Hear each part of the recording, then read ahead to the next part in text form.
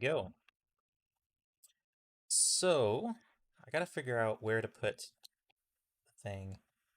Oh, yeah. Like I said, this is for Education Edition. This is actually for a school in a different country. Yeah, I think I could say it. I don't think that. I don't know. I want to keep the person who hired us, obviously private because they hired up me and the other guy. Well, actually, they hired the other guy, and then the other guy hired me to do this, so I'll keep it decently anonymous. However, the Among Us is specifically because the kids like Pokemon and Among Us, so we added in these things here into the map, so they get some stuff that they really like in there. Luckily, they're floating in the sky, so if the next set of kids that the person teaches doesn't like it, then of course they could probably change it. Right now, I probably need to explore the map. I haven't really been in this map a whole lot, so I don't really know where I need to put stuff just yet. Because I might need the portals somewhere else, maybe some Easter eggs and other things, maybe even a portal here, or I'm not entirely sure. The portals need to make sense, and I didn't build this section here. This is built by the other guy, and it's weird trying to add stuff to someone else's builds because it makes it confusing to add in stuff. I need to get the commands anyway. Um, here we go. Let's see, where'd be a good spot for these portals? I'm thinking probably in one of the buildings, maybe, or I don't know just yet. I'm gonna look in here first. I guess I just need to explore and figure out where to put the stuff first. I'm very particular. I don't know. I always have to like give a warning when people see me do stuff when it comes to commands or building because most of the time you can just put it anywhere and it does not matter. For some reason, I'm just extremely picky, so it takes me a good hour practically before I decide even the location of a little portal thing to get him to the minigame. Very particular. Let's see. This could be a cool area for it. Oh no. If you guys have any ideas, not message, you can just comment in the chat, of course. Sort of confused currently, mainly because of these pathways, because this is where I would normally put a portal, is on a pathway. So whenever I build stuff, I put pathways down, and then because pathways are so obvious when you're in first person, right? So like right here, if you're gonna put any portals anywhere, you can sort of your eyes catch pathways pretty decently. So like right there, it's sort of obvious there's a pathway there, and it makes you wonder, oh, what's down that road, right? So it gets you curious. Or if there's something like that, you wonder what's under there, what's through there. For some reason, like whenever people explore maps, they don't think about stuff like this. Like this isn't as obvious, right? Like this little doorway, like it's a doorway, but hardly anyone ever sees it. For some reason, if there's something like this, it automatically catches your eye, and then you start going down here. So immediately, there's two paths that your eyes will catch when people spawn in, and another one right there, another one right there, um, another one around that corner and that corner. You can just sort of see it whenever you enter the map. So if any of you guys, well, I don't know, if any of y'all, I guess, build maps and you're trying to figure out how to make stuff make sense so people don't get lost, because the last thing you want whenever you have a minigame map is for people to see the path, not know where to go, right? So they don't know where the pathway is or how to get to the location that they need to get to. So having a very clear path to where they need to go is extremely helpful. However, me and the guy who built this, I didn't talk to him, so completely forgot to tell him to build a spot for the portals. So unfortunately, I'm gonna have to figure out a creative solution to the portals. Maybe even changing the spawn might be a good idea. Because instead of doing it that way, I could have the spawn be right here so that they have to go into the center and get to the portals, or have the portals just here, I guess. I think I'm just going to do that. That makes the most sense to have the portals here. Um, yes. Not sure what material to do it out of. There's so many blocks here, it makes it confusing to choose a material to make it out of. Probably something catches the eye, of course. Could do something like a new block. I'll just change if I don't like it. It's whatever. We'll start with this one. I also got to figure out how big the portals need to be. Let's see. Here I'll read what I'm gonna read what everyone says because this might be a recording later and people might not be able to see what's in the chat, so I'm gonna read it. I normally, this is what that Asian guy said. That is his username for anyone who's watching the recording afterward. I normally create either the teleporter extremely obvious, like out in the open, or create more colorful pathway to the teleporters. Yeah, exactly. That's what I like to do as well. Me not colorful pathway. Most of my builds tend to be very gray for some reason. I don't tend to do colorful as often as I used to. I used to build a lot of colorful stuff, but for some reason not as much anymore. But yeah, contrast helps a lot in making things more obvious for people so don't get lost. Forgot how many mini games I have. I need to mark them down. So we have the capture flag, we have paintball, and sumo. Those are those three. I'm thinking about putting a museum in, but I probably should put that in another map because the museum might have a lot of stuff in it, and this needs to be done first. So like the commission's been going on for a while, and if you've been following along with the channel, you know I've made a tool recently, and I really need to work on that tool. It's a file converter for Minecraft, so you can convert 3D models to Minecraft builds. However, because I'm working on this, I can't really work on that. So I'm sort of in a hurry because of that, as well as the commission's been going on for several months. So I'm trying to hurry up and not take forever. So that's one reason that I need to get done extra quick and not dilly-dally and not work on other stuff, which I've not done a very good job at not working on other things. I keep getting like way too excited about other projects and I work on them instead. So this is not the best idea to say the least. I think I'll do this. I like this because there's not very many maps. There's not very many mini games. There we go. So capture a flag is two mini games technically. So I will need probably another one for that one. So let me mark. I need a sign. I just need to mark them down. There we go. So I don't want to forget how many there are. So this one can be CTF or something. This one could be paintball for now.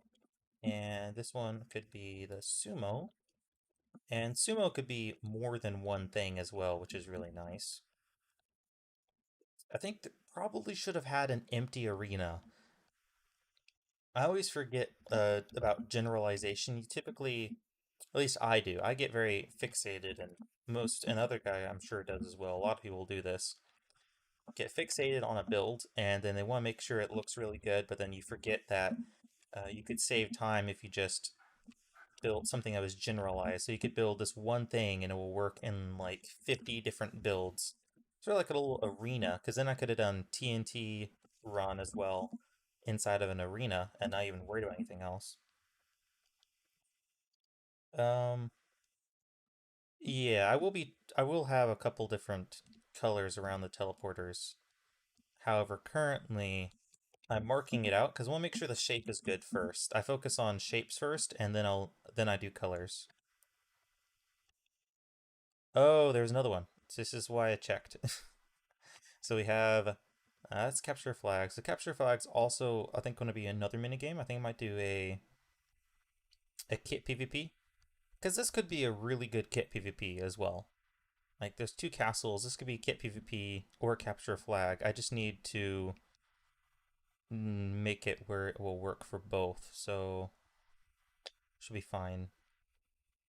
Then there's sumo. Okay, this is just one map unfortunately. I could make it a TNT run or something.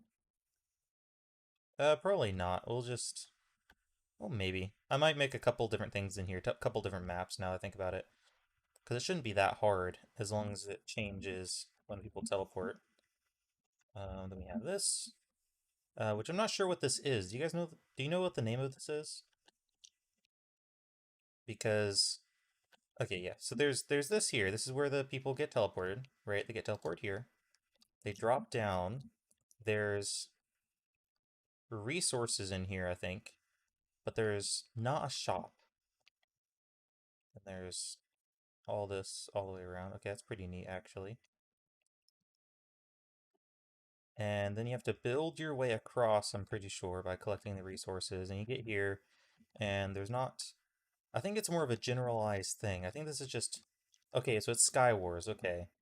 Thank you. I was wondering what this was. I completely forgot the name of this somehow. Because I get them all mixed up because there's so many different variations of that game. You know, there's Bed Wars, and there's Egg Wars, and there's Sky Wars. It's a war map. Pretty much. Okay. So let's get back to the center. It might take me a while to get to the commands, unfortunately. Okay, so we got Sumo, which might be, that'll probably just be one. We have Paintball, which could also be a kit PvP. I don't know how I'm going to turn this into a kit PvP just yet, how the teleport is going to work. This one will also be a kit PvP. There needs to be, I guess, two more, one on each side, unless I did them here.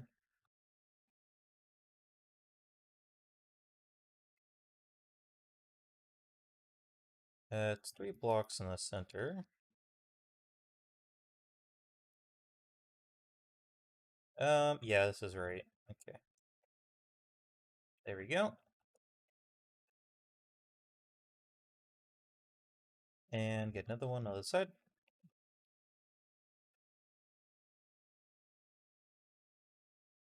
Let's see. I've been trying to figure out a couple things for some command block videos, actually. I don't know. I might need to figure that out on my own time, but I need to do some tests for the command block videos first before I do them. Okay, so we got CTF, got Kit PvP in the same in this map.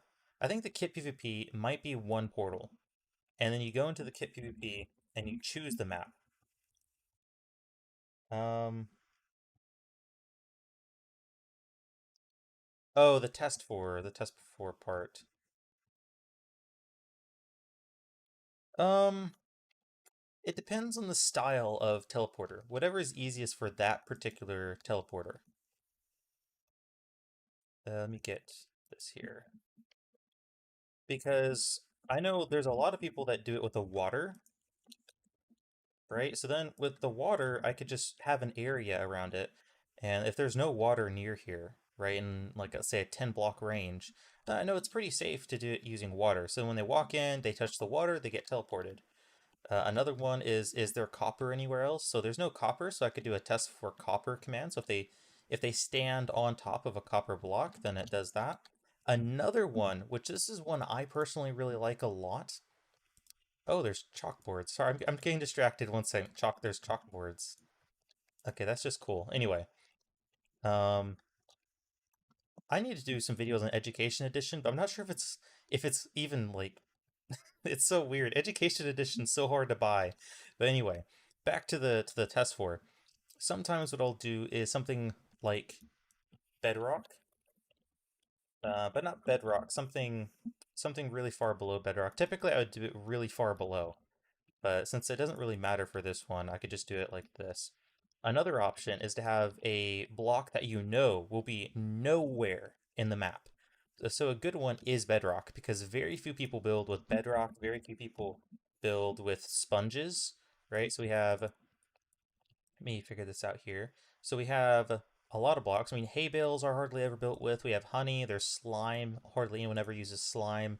Any block that you know they'll never walk on or they're probably never going to step on in a 10 block area around the teleporter is pretty safe to use, and I could just put it down here so when they're walking above it, right, then they're going to be walking above the copper, but then they step over here, then they step over the slime, and I test for the slime down there instead. And another good option is to make it where it's also slightly behind these as well, and then have this here. So then so when they walk in, there's a better buffer area. I'm not entirely sure what method I'm going to use just yet. It just, like I said, it really depends on what I'm doing and whichever one's easiest. But currently, I don't know the design of these yet and like what effect I'll be doing because I do want some type of cool effect I can do, and there might be something neat, that's like very specific to this version of Minecraft that might let me do something neat. So I'm gonna see if there's anything cool I can do with some of these extra blocks because like I mentioned, Education Edition, there's a lot of extra blocks, specifically of course, the element blocks are here, like what is on normal Bedrock as well, but now they're actually properly in the menu. And then the camera. Why can't we have a camera? This is awesome. We have like this is so neat.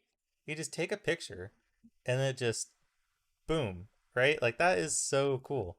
And I can look at the thing, right? Got a picture of myself inside of this portfolio and got cameras. Like, bro, that should be in the normal game. Like that's neat. You don't have to, you could actually take a screenshot of you and your friends so much easier.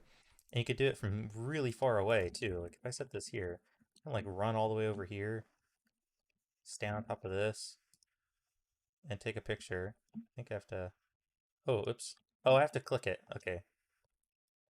Yeah, you have to click it and then you can run off. There we go. Still really, really cool nonetheless. Let's see. Yeah, there's the glow sticks. Yeah, the glow sticks are also pretty neat as well. I'm not entirely sure if that one would work really well for the base game. I think probably. I mean, there's glow ink. Why not have a glow stick? I mean, there's blaze rods, right? Like, what's the difference between a blaze rod and a glow stick? Like, I think it'd be fine. I don't know. I think Minecraft takes itself a little bit too seriously sometimes, so then they get really hung up on like details because they think that it needs to be perfect. And in reality, they could do some really cool stuff, and it doesn't have to be absolute perfection. They could just have fun making the game, but then they get a little bit too serious about some things sometimes. Sometimes you need to add something just for fun, even if it doesn't make any sense. Um, I'm trying to make sure this looks good. This is a particularly hard thing to do most of the time because it's just so, how do I put it? Difficult because it needs a huge hole in it. It's a portal. It needs a giant hole in it, so makes it particularly hard to do. Also, I don't think I have it waxed. I think these are just blocks of copper. Let's change these then.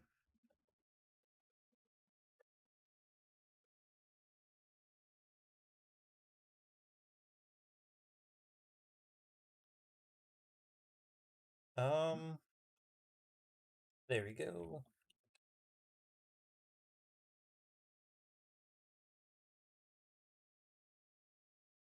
Oh, okay, I did that backwards. And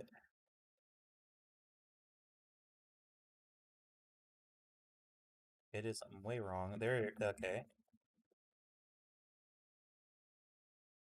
And okay, that's way better. Get these in here. Maybe not copper though. Copper might be a bit too orange for this area. This is very yeah, this is how it is building right here. This is how I build almost everything. It takes me forever to choose what block I want to do. Um, Obviously, deep slate just looks cool. Let's do some deep slate. And waxed. There. I mean, of course that's gonna look cool. I mean, it's deep slate. Like deep slate just looks awesome. Which I don't know if anyone's noticed this. I think they did deep slate on purpose because of Blackstone. I don't think they would have done deep slate if it wasn't for Blackstone. Th this is my my theory. So let me. Oh goodness, its auto jump is on. I gotta turn that off. Give me seconds. Okay. So deep slate, not deep slate, but blackstone is purple, right? And blackstone next to grass does work decently okay, but there's not a lot of things that this this purple, red, and blue color matches with. Like, Black State looks pretty good, but it stands out the best and it works the best in the Nether. And I think they designed it for the Nether. And then after they realized that it sort of looks slightly purple and looks sort of off a little bit, just barely off enough that people don't use it. And I mean, I'm saying this as part as also as a judge for a website.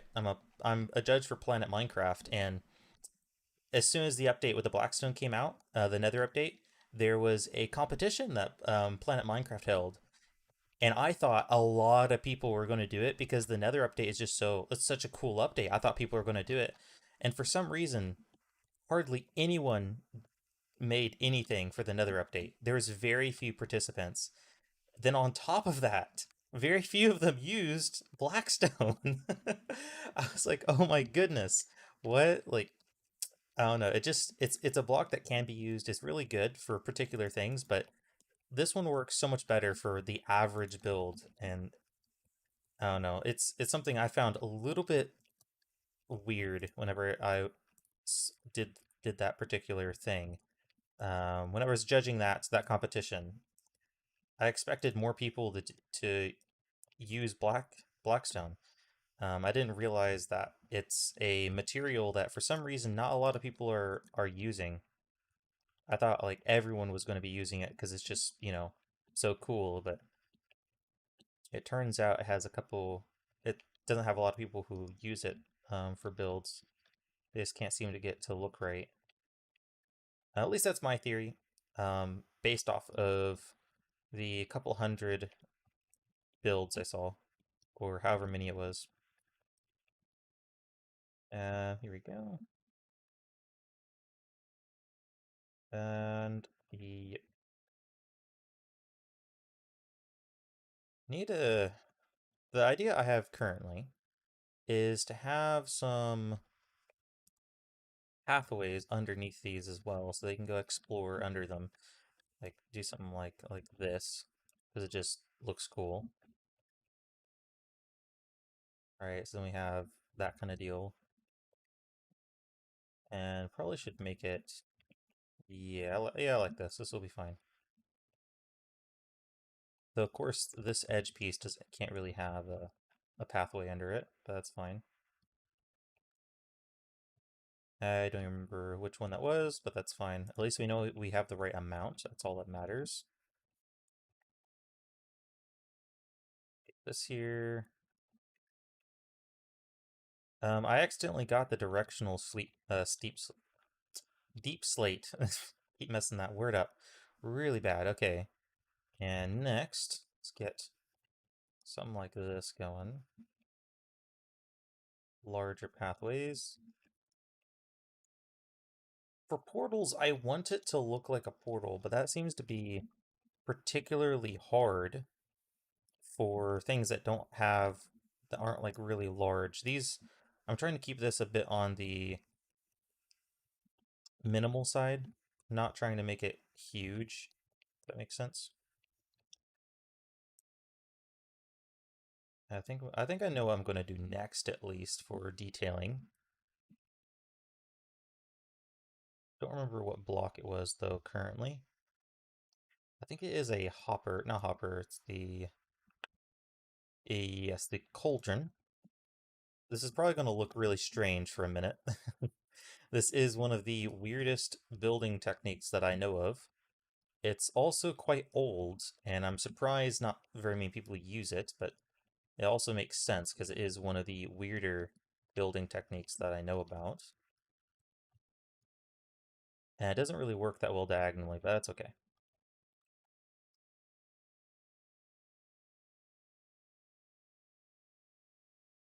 Here we go. Let's go on.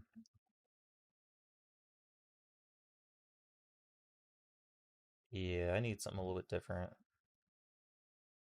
Where'd it go? There it is. We'll use this.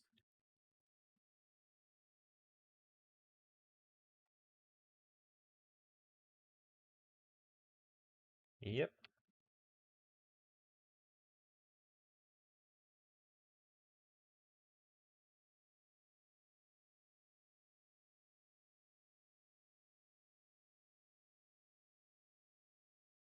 And there we go. I think this will be decent enough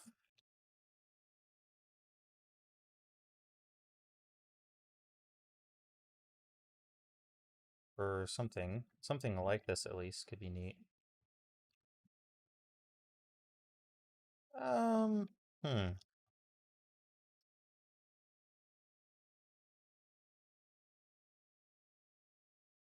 I'll give this a try as well. I mean, might as well. There's nothing. I could always change it if I don't like it.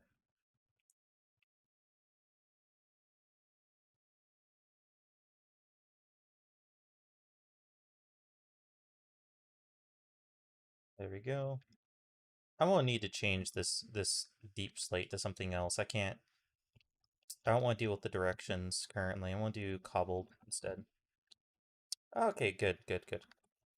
I'm glad it's looking decent. I need something behind it. That's what I'm worried about currently. I need something behind it. Here we go. Cobble, deep slate. Slate. Okay, yeah, this is much easier to manage because it's not directional. I don't like dealing with directional blocks. When I'm if there's an option for something that's not directional. If it's fine if it's directional. It's just I'd rather not with this particular one since there's a block that looks just as good. Actually, I wanted to use cobbled deep slate, but I messed it up first time. Yeah, water teleporters work so well. It's so hard not to do them.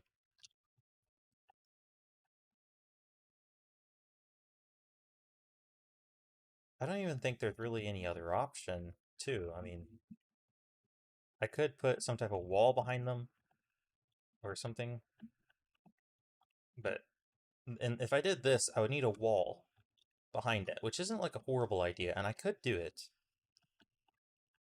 I think I need to test to see if that looks good first, the wall. Because even with water, I might need a wall either way. So I'm gonna extend it outward and make it a little bit thicker.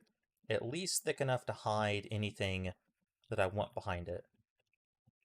I always hate trying to do this though, because it's just one of those things that gets me a little bit irritated. Because trying to hide stuff like this is so hard sometimes. But luckily, the way it's curved ended up being really easy. So yeah, the main problem I was trying to mention is if you're trying to do an actual curve, if you have to do more than one curve, sometimes it can be very difficult to get them all perfectly lined up. But it ended up being fine because it's so close to each other, and I don't need to make it a perfect curve. I just need to hide the background, so it's fine. Um,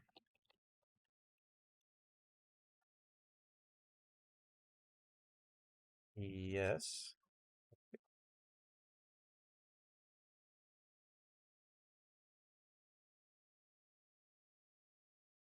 Then we'll do it like this first.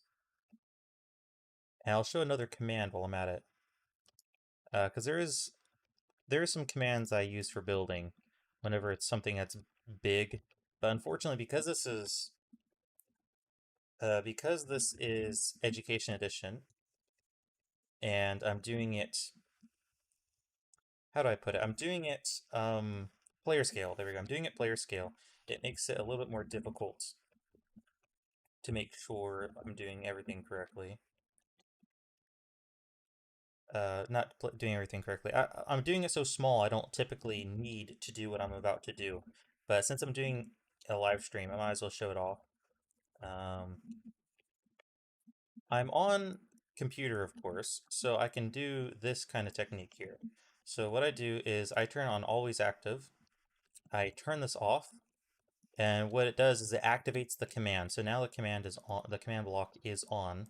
If I got a redstone repeater, you'll see here it turns on, and that is because it is permanently activated now. And since it's permanently activated, that means if I put this in here, it will not activate.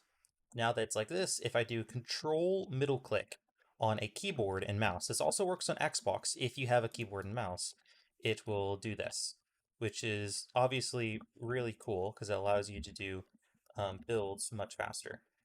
And the best part is if I know the location on the map, so we have 29 here, instead of doing a tilde, if I do 29 space, I do tilde space 29 space tilde, that means that it will always go to that level, no matter how high up I go. It will always go down to the correct level. So if I go up like this high, and it will always go down the correct amount. And if I actually go below, it will go up instead. So it will find that coordinate, and then it'll find the coordinate basically. It'll go to the coordinate rather than what most commands will do, which is go like a certain level, go a certain amount downwards instead. This is my favorite way of doing this kind of building command because it's just so much faster. And there we go. I think I know what I'm going to do with this. I think I know what I'm going to do. I'm going to have another one of these on the opposite side, like this.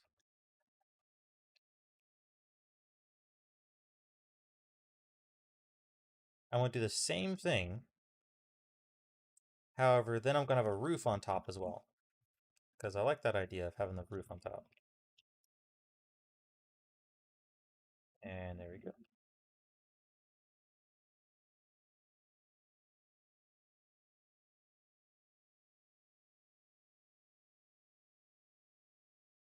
Education Edition's pretty cool as well. I'm actually surprised at how neat some of the features are. And it makes me slightly irritated at Mojang, to be completely transparent.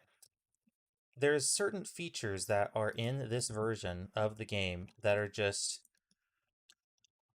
surprisingly good and not done in the base game, which is very unfortunate that it doesn't exist in the base game because it's extremely cool features that people have actually wanted for quite a while. They've just never added it. And I'll say what that is in a minute. I just need to. I'm getting distracted and I'm trying to build. I need to build this first before I get on that subject and get all distracted for the next like 10 minutes talking about the features that are on this version that are so cool. So here we go. And a little bit of history too, because some of you guys might not know about it. Um, that is that is true. At least Mojang did add education. Here we go. Let's see. There we go. The main feature is the code editor. The code editor is so cool.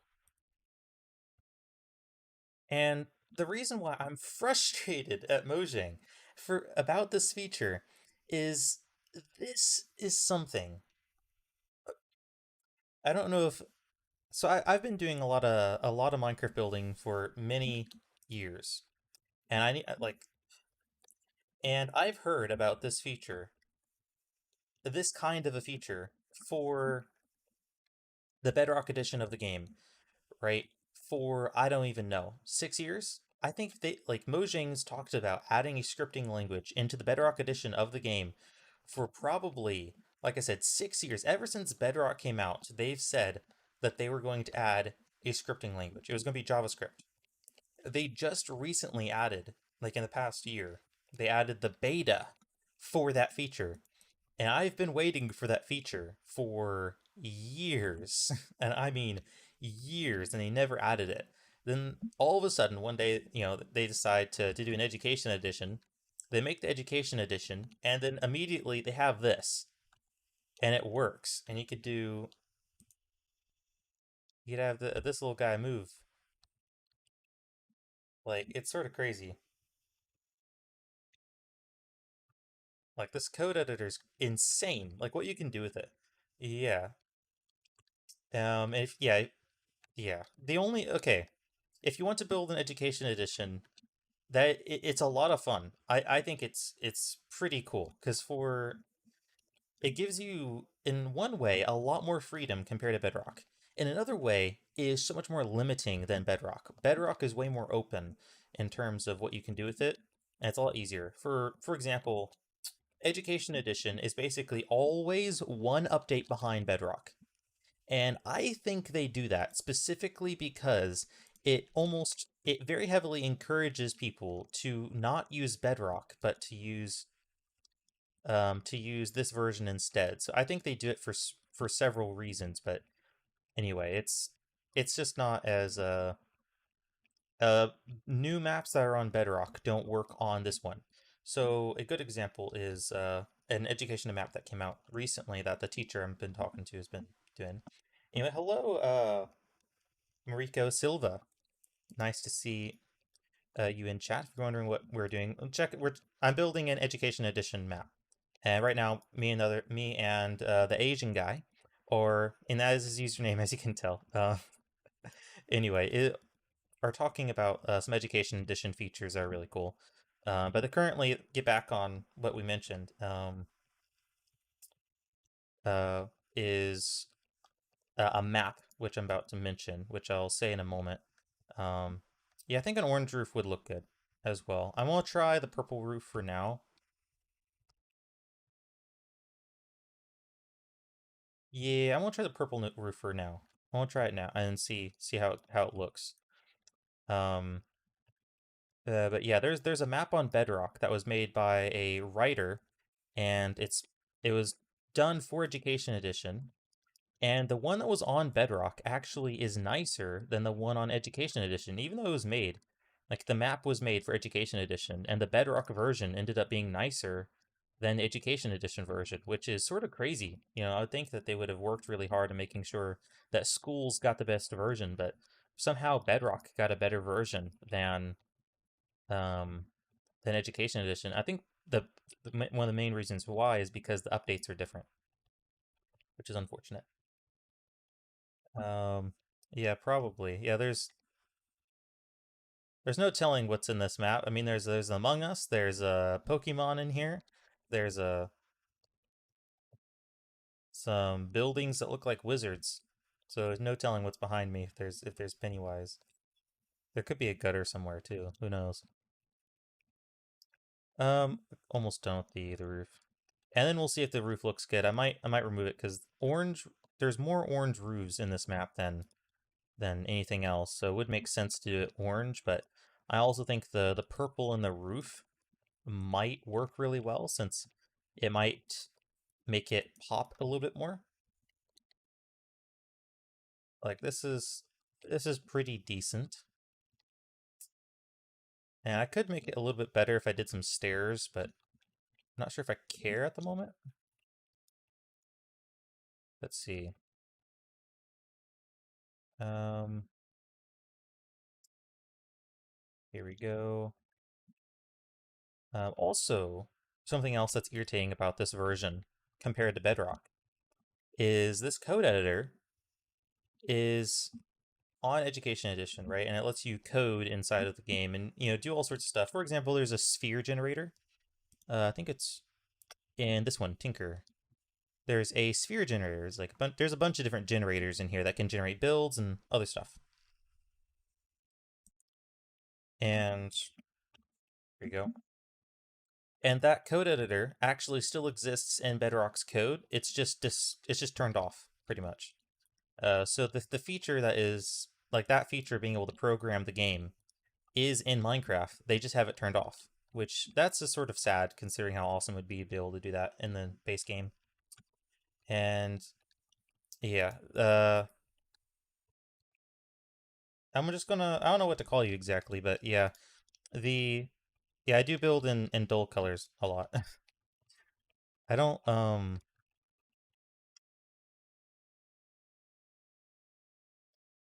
I try making sure the colors match really well. And I mainly worry about shaping, and I do pops of color.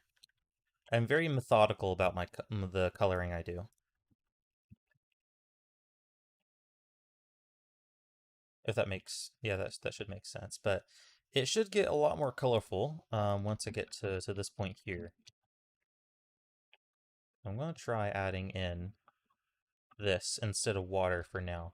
I feel like water's overdone. I'd rather use something else besides water to just just to not use water, because it's just so many people use water. I feel like just I want it to be a little bit different.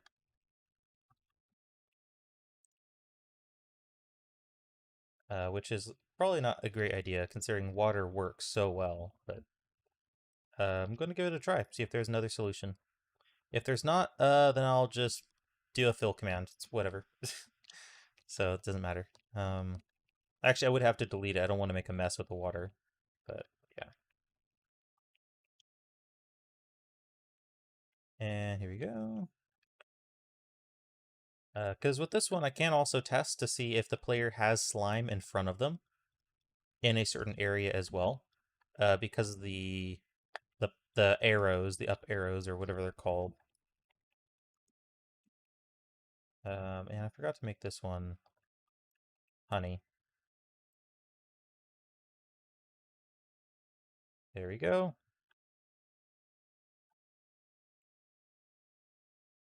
I think it's really weird to see so many colors all at the same time. It's also not bad though, that's either. Um, get this going.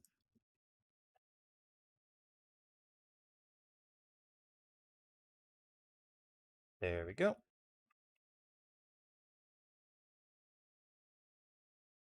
And there we go. That's better. Yeah, it works, sort of. Yeah. It's close. It's pretty close to what I want, but it's not exactly. It needs to be something a little bit different.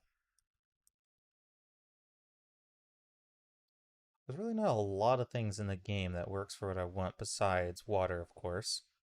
Um, I could do... Oh, there's this. It might not be purple enough, though. And you can't walk inside of it. That's another thing. It'd be nice if you could walk inside of what it's supposed to be. Um, I should use more reference images. I really should. However, I've I have reference images in my head, basically, as well. Because this build right here, I've built almost this exact same thing before. I've also built this thing here, very similar to it, before as well. So I have reference images, however, they're in my head. And in that case, that's not great because builds would pretty much always, will almost always turn out better if you use reference images, especially if you use more than one. But it's typically slower to build with reference images. So when I'm doing a commission, I typically don't use as many reference images because I'm trying to do it quickly. But it also depends on the kind of commission, because if I'm in a hurry, then I don't use reference. If I'm trying to build the best build possible, then I use as much reference as I possibly can. Like if you're trying to go for a build that is meant to be the best build that you could possibly do, right? Like the best build, then cheat, um, use reference, do everything in your power to make it as good as you possibly can. It doesn't matter what you do at all. If that's your goal, is to make the best build possible as quickly as possible as well, because that's one thing I have to think about.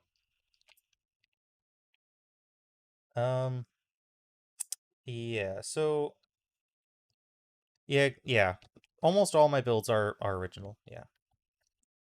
Even if I copy something, it's still I don't copy it the way most people copy. I learned to copy by taking 100 images, and you mix all of those 100 images together into a completely new build or a completely new artwork. Because I also paint and draw as well. So if I do any sort of copying, I always try to copy as many things as possible and to get as much reference as I can. The worst thing I've seen people do is to get one reference image and they accidentally copy that reference image because they saw it one time and then that reference image is stuck in their head. And because it's stuck in their head, they accidentally copy it. And it is possible to accidentally copy something. It's extremely easy. But a lot of people don't even realize that they're doing it until it's too late.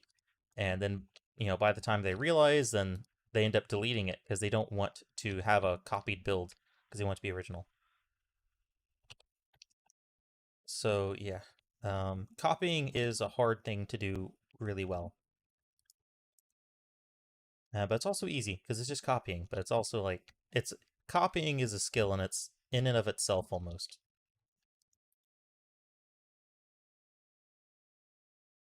Here we go. Okay, that's better. And I'll get this. Let's see. I should, yeah, sirs. I should use more reference though. I don't use nearly as much as I should. That's the short answer. I should use a lot more. Though, like I said, it's so much of it's in my memory. I feel like I don't need it, but that's stupid. You always need reference if you're trying to do the best build possible. Unless you're in a hurry. If you're in a hurry and you're just bullcrapping it, it doesn't matter. um, let's see. I'm trying to find a good block to put there or somewhere because it definitely needs some color at some point somewhere. But it needs to be. I guess I could put it there. See what this looks like. It's just too much. It needs to be something a bit smaller. Something, let's see. A bell, maybe. Um, yes, exactly. Copying it can be beyond helpful. Definitely can be. Even that's something I've done. Whenever I particularly wanted to study something, really, really study it, I would find a build that I liked and I would copy it block for block and try to understand why they were doing it the way they were doing it. So I didn't just copy it, I copied it block for block and made sure it was the exact same and I studied it completely and tried figuring out why does it look good? I ask myself questions like, why does it look good? Why do they have certain details in certain areas? I ask myself plenty of questions to try to figure out exactly why their builds looked so much better than the ones I was doing. And in that case, that's extremely helpful. The only problem with it though is in the community that I come from, you avoid copying like the plague because copying was extremely bad. If you were caught copying, a lot of people got really mad at you. And that is because people had copied and then took credit for it, and it was a problem. So because of how much of it was a problem, people would end up um getting very mad at anyone that copied their work. So for me, it was sort of scary to copy a lot of people's work that I knew closely, that were in the same community. So I typically if I copied anyone, I copied people from Java instead of Bedrock. I mean, instead of Xbox One Edition, even though the Xbox One Edition builders that I knew were quite a bit better. Hello, Hero Brian 15. There we go. Um, yeah, I think this will work. This is good enough.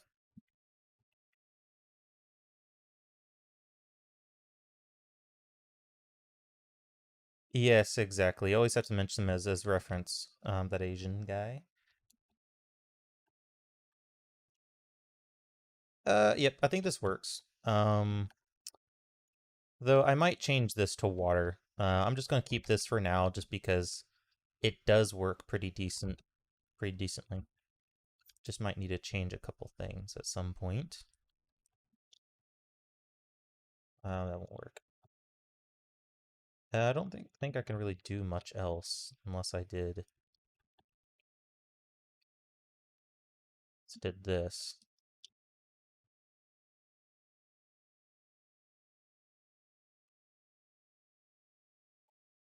And that's actually not horrible. I think I could do it. As long as it stay decently far away from that.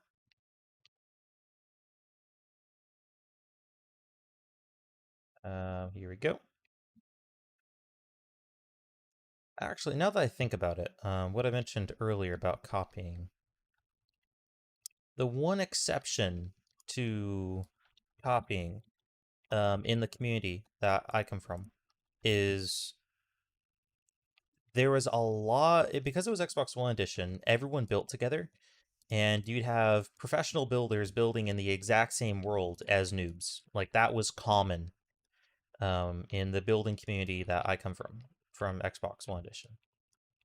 And in that case, because the professional builders, like the pro builders, people who are really, really good at building in Minecraft, because they wanted to to build stuff, right? They had the noobs help them, right? So the noobs would build some basic stuff, right? So they would be building, so they would copy the pro builders' builds and help them build.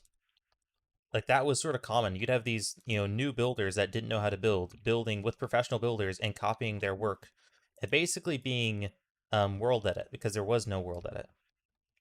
And that, oh my goodness, some of the best builders that today, some of the best builders today used to do that. At some point, they were that person that would help that person out. And I mean even Java builders, because there's quite a few Java builders from Xbox 360 and Xbox One, and a lot of them used to do that at some point. Of course, that was mainly an Xbox thing. So if they didn't come from Xbox, they probably never did that. But for a lot of people, not a lot, but there's quite a few, there's more than you think, but less than you know, if that makes sense. Like, because it's a hard thing to figure out how many people really do that. But it's mainly just guessing, but it was something that was decently popular to do until World Edit. And even until copying, because on this version there's so much copying, you don't need random people anymore. And then portfolios, you don't want to have random builders with you building on a portfolio map. So you can't really have noobs building on your worlds anymore if you're doing it for portfolio. Um, well, the build community I'm talking about is the build community at whole. So it was not an official building community. It was more of an accident. So if that makes sense, because they weren't trying to make a building community, they weren't trying to organize. It was just that on Xbox One edition, somehow everyone knew each other. Everyone. It was ridiculous. I mean, if you were a pro builder, you knew all the other pro builders. Just everyone knew everyone. And because of that, it ended up being a community, even though they weren't trying to be a community, if that makes sense. Like they didn't officially have a community or a server. There were no servers. It just happened that way, right? If that makes any sense. So there was no joining. It just existed, if that makes sense. And that's one reason why noobs were in the same world. It wasn't organized. There was a few people that were organized. There was a build team that had 350 members. Yes, 350 members in the build team. It was ridiculous. I was by the square, one of the biggest build teams I've ever seen, and they did all their stuff on the Xbox edition. It was pretty doggone crazy some of the stuff that they accomplished, and some of it was just because they had so many people. Even though you could only have like 8 people in a world at a time, so you're even limited in how long you're able to be on. And the person had to have their Xbox on too, so like someone had to waste electricity while everyone else was building. It was a Xbox One edition was a lot of fun. I want to do a documentary kind of thing that makes sense. Like if you've seen, have you seen the what is it called? Speedrunning. There's like speedrunning documentaries that document like the history of speedrunning. I think it'd be neat to do that kind of thing for a Minecraft video, but talking about some of the build teams and stuff and the history behind some Minecraft building a little bit. It'd be really hard to do because I've only existed for about half the history of Minecraft building, and I'm not aware of many of the early histories. Um, my history only goes as far back as early organics, like early pro organics. But it's yeah. Anyway, there's a whole like meta kind of thing to it. I find it really interesting. I don't know if anyone else would, but I think it'd be cool to make a video on it, to say the least, without going even further into detail, which is something I do a lot. Here we go. I'm probably going a little bit overboard on this. Probably am. Yeah. There we go. Not probably. I definitely am going a little bit too overboard now that I'm thinking about it. Um, yeah. My voice is very much like a documentary. I think a lot of that is just because of all the documentaries I watched when I was a kid. I got the accent. I watched way too many of them. So I do have that kind of voice. It'd be really cool. And I'm almost educated enough for it. There's a few people I would need to talk to first before I could make a video like that, if that makes any sense. There's some builders that I know that have been around since the beginning, and I would really need to talk to them and see like what other build teams are important, because I know that there's three important ones I don't remember. Because there's Team Craft, which was a build team on 360. There's uh something else, and there's another one called Craft something other. So there's like Team Craft, and then there's the Craft the Block or something like that, or Craft Blocks or something. And there's those three main ones. There was also I'm trying to remember what the other one was. Yeah. The other one still exists actually, and it's quite neat. They had some of the oldest builds that I've ever seen on there. And there's some servers I would need to talk about too that don't exist anymore.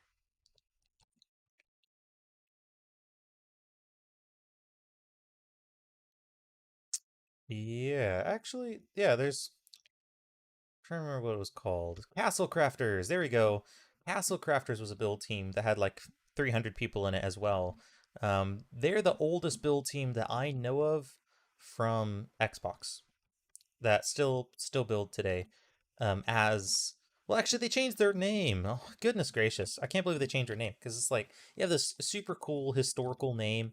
You can even find they did stuff for I think they did stuff for Stampy Longnose even like they made maps for YouTubers and stuff way back in the day. So a lot of the maps you saw on if you saw any Xbox videos were them, which is sort of interesting because they were around for so long. They did just so many builds for different people. Anyway, now I get to do some commands, which actually I want to do the commands below each one. That'll be easier. Yeah, here. Um, which is what I should be doing. I need to do more commands for this. Oops. Okay. Well,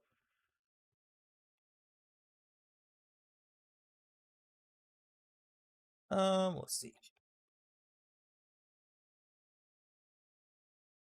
And get there we go. Hmm. Okay, now I gotta figure out how I'm gonna do it exactly.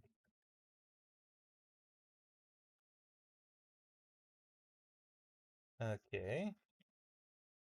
I'm gonna execute on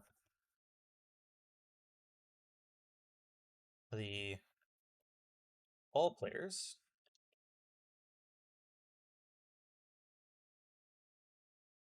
And I'm going to detect 0.1 crying obsidian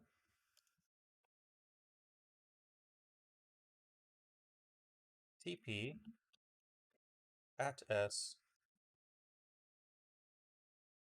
Let's see, what's this location?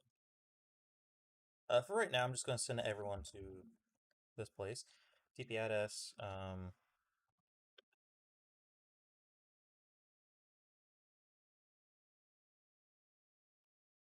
There you go. Oh, no. There. Yeah, the thing I'm doing with my keyboard is one of the biggest reasons why it's so hard to make videos, because I have so many shortcuts that I take that it makes it really difficult to show people how to do commands when I'm doing all this stuff with my keyboard.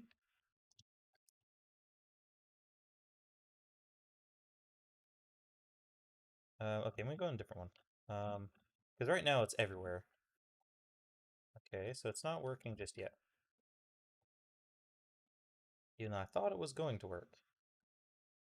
Let's see. Probably because it's too small. Okay. Let's do 0.5. Yeah, 0.5. That'll be decent. Still not doing it.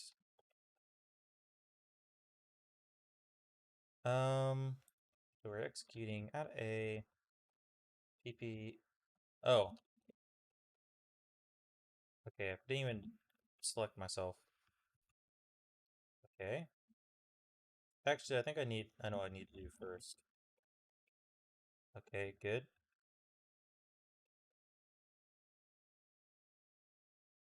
Uh-huh. I probably have the order messed up.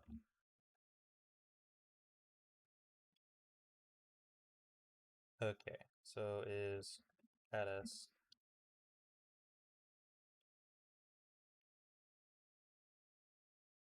Okay. Hmm. I'm still doing 0 point. Let's do one block. I'm right on top of it though, so it should just be right here.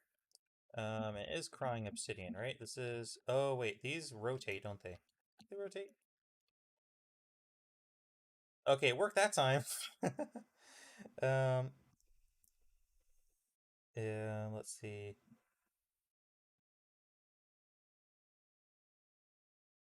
Well, almost all the commands I do are chain commands. Like, almost all of them have a lot of stuff like that. Oh, okay. That makes sense. Um,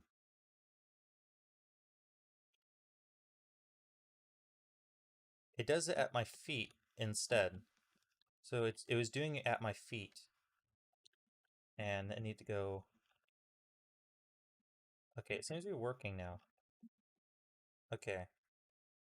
Yeah, with command block tutorials, I know what I should do. However, I hate it, if that makes sense. I don't want to just show people the commands. I want to show them how it works so that they could do it themselves. I don't want to just, I want to show people how to do it. That's what I want to do. I want to teach people how to do it and how to think about doing commands and do it themselves so they don't need to watch my tutorials anymore. People shouldn't need to watch my tutorials after watching it. They should be able to do it themselves next time.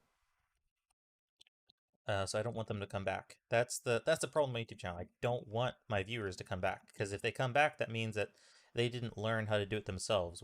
That's the point. I want them to be able to not have to watch my videos ever again, which is sort of a horrible way of doing YouTube videos. But I sort of didn't care whenever I started a YouTube channel. Um, the only solution I know of, which I'm working on, is make a way for make it where they could download it, right? So they can go in and if they don't want to learn, then they could just download the command. And I'm trying to see if there's a way to do it on Xbox and other things. I'm pretty doggone sure that I could do it on a phone. Phones aren't bad. Like that's not the issue. It's other stuff that's sort of the issue. So that will be interesting to try to solve on Xbox. Because I want to see if I can find a way of modding Xbox slightly to get it to allow for more creative uses of building and other things. But Xbox is just such a pain, and my Xbox is sort of old. I need a new Xbox, and yeah, that'll be interesting to figure out. But I need to get this going here. A different idea was I don't remember what the idea was anymore actually. I'm just gonna keep building these. Okay, where's the spawns? We have this is sort of strange that there's only 4 spawns here. Class, class, class, class. This is for the classes. Oh, okay, so that's for the different classes they have. Um, let's see. Yeah, so you find enjoyment on learning how the commands work by just using it and testing it and see what happens. It's just yes. Change the coordinates. Yeah, yeah. Testing commands is probably the best way to learn because no one actually teaches commands in a way that is useful. Except for probably myself. I try making sure I teach the commands, but very few people actually try teaching it and like teaching it really well. That's one reason why I think I'm going to try doing more entertaining videos, but I don't actually play Minecraft anymore. So it's really hard for me to make entertaining videos if I don't play the game. I almost always build or work or I'm programming something. I'm doing something really boring almost all the time. So I have very few opportunities to make entertaining videos because of the stuff I do. Yeah, I don't do anything entertaining. So I need to do some courses and do some other stuff and try to figure out a way if I could do some entertaining videos for Minecraft somehow. I don't know. Probably command block oriented, probably. I don't know. Like I said, I don't know. It's very, very difficult to figure out exactly what I need to do. Um,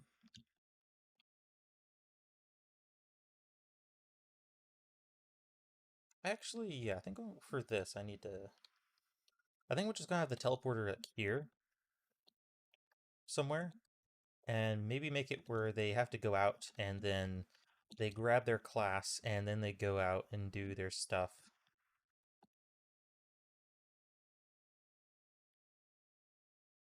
Or I might need to delete these, and then whenever it starts, they'll just be teleported to the front. Because I need a hub for some of these, so I probably will need a hub for this one. Because I want to make sure that nothing breaks, if that makes sense. Because what if, for this one here, what if a red team person goes from, this side of the map all the way to the other side? If they manage to get here and they stand on top of this, will they get will they get blue team? Or will they get red team? Will they still be red or still be blue? I have no idea. I'd have to make sure that edge case is correct. And personally, I want to avoid having to work with that. Um, if you're talking about this one here, this is a paintball kind of game that isn't paintball. It's sort of made up currently.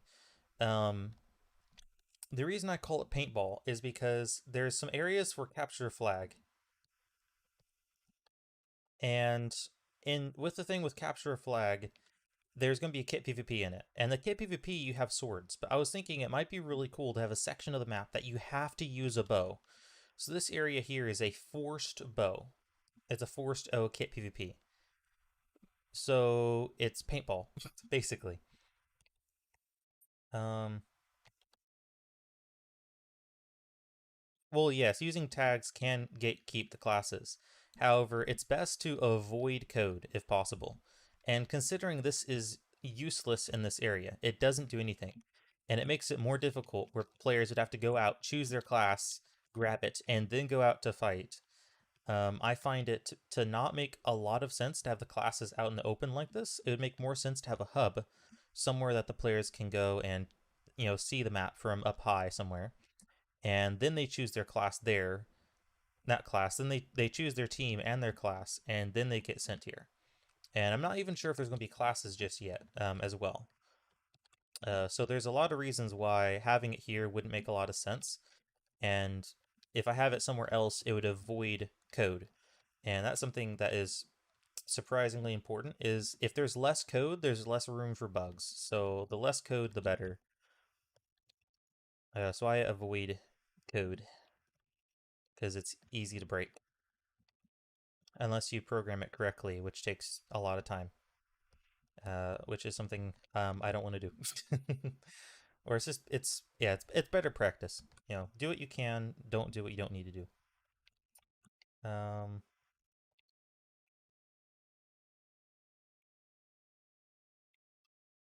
yes. Yeah, with the score, I'm not sure what I'm going to do with it yet. Not entirely sure. Because I could just do a tag. And I'm not entirely sure if they're going to be a better option, because this is paintball.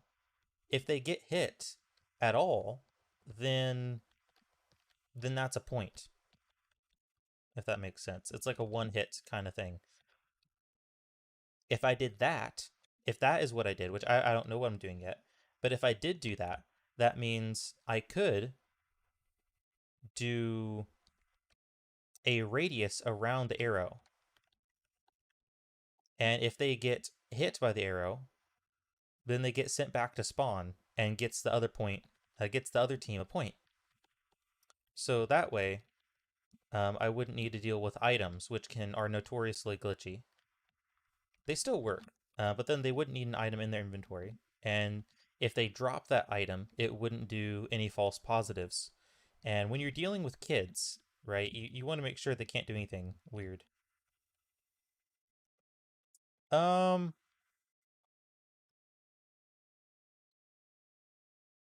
I'm not entirely sure if it would be laggy.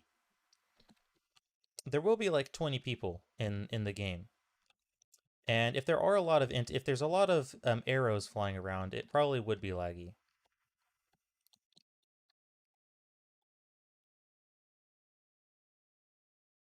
But it also depends on the computer that they're going to be running it on, which is probably like MacBooks. However, what I think causes more lag is something that most people don't know about. So that would be the previous output causes lag as well. So I need to make sure to turn those off. That's always annoying. Yeah, exactly. I probably won't be able to get any beta testers for this. Because it's so hard to get people on Education Edition. Education Edition is like extremely hard to get people on here. I would have to make everyone an account. Um, it's really hard to do this. To like even to buy Education Edition took me a good 20 minutes. It was very weird. And it's yeah, because Education Edition is an annual subscription. It's $12 a year. And you have to buy a license. So I didn't buy the game. I bought a license to make accounts for the game. So it's really weird. Um, yeah. Yeah, education is just weird. Education edition's really weird in how they sell it and do stuff with it. And then because I'm working on it, I need to make sure I have a admin account, which is another weird thing with it. Um. Anyway, currently I don't need to worry about the arrows. That'll be something I need to do later. I mean, I might need to do it with snowballs as well. I'm not sure. There are different ideas for different things.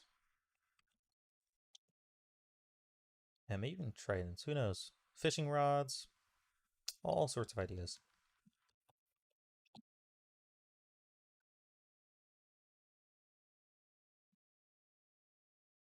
Also, I think Education Edition is actually less laggy than Bedrock because they force you to have a small render distance. I don't know if they did this on purpose or if it's extra laggy. Um, so on my computer on Bedrock, I get 96 chunks. On here, I have a maximum of 36 chunks. So I think they capped Education Edition at a smaller size so that it would lag less. I think they did that on purpose so that the players would cause less lag. Because if everyone's render distance was huge, then it'd be a problem. So I think they might cap it. I don't know. That's a theory, though. Education Edition, like I said, is weird, and there's no telling um, why they're doing stuff because this is such a completely different experience than what I'm used to for Minecraft. I mean, yeah, switch accounts, enable sign on. There's all sorts of stuff for accounts and switching stuff. Um, okay. I just need to make a teleporter to actually just get here first of all. So I just need to get the TP.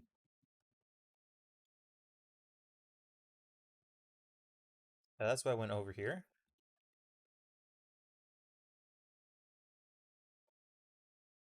Oops.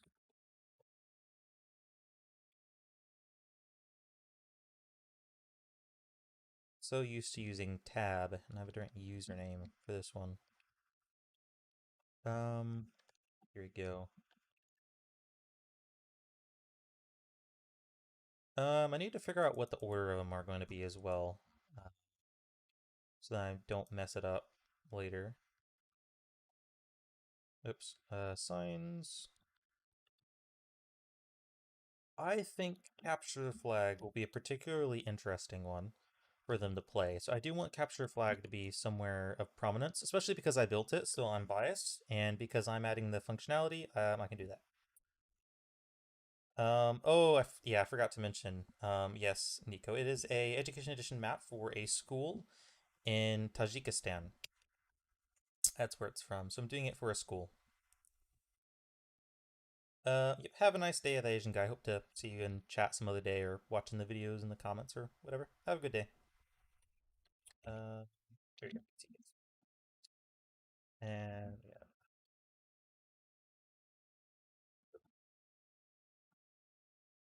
paintball. Actually, I think almost all of these look fun now that I think about it.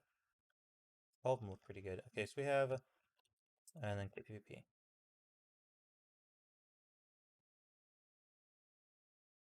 Okay, so we have Kit PvP. Oh, and then Skywars. Okay, there we go. Okay, and I have the one for paintball, which it does seem it might just be one command because I did it really. I got a really good command for it, so it ended up just being one command, which is nice. But I need to do the radius for it, and I just deleted the TP for the other thing on accident. That's nice.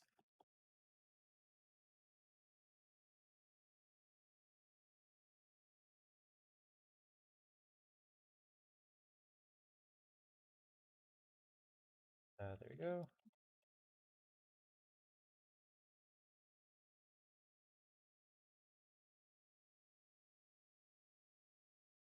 Yeah, unfortunately, I don't get to live stream or showcase very many of my builds if they're for marketplace or commission. Because if they are marketplace, then I can't really share it at all because I'm the stupid whatever it's called. Yeah, NDA. That's what it's called. PP. Um, Code builder. What? That's interesting. Family.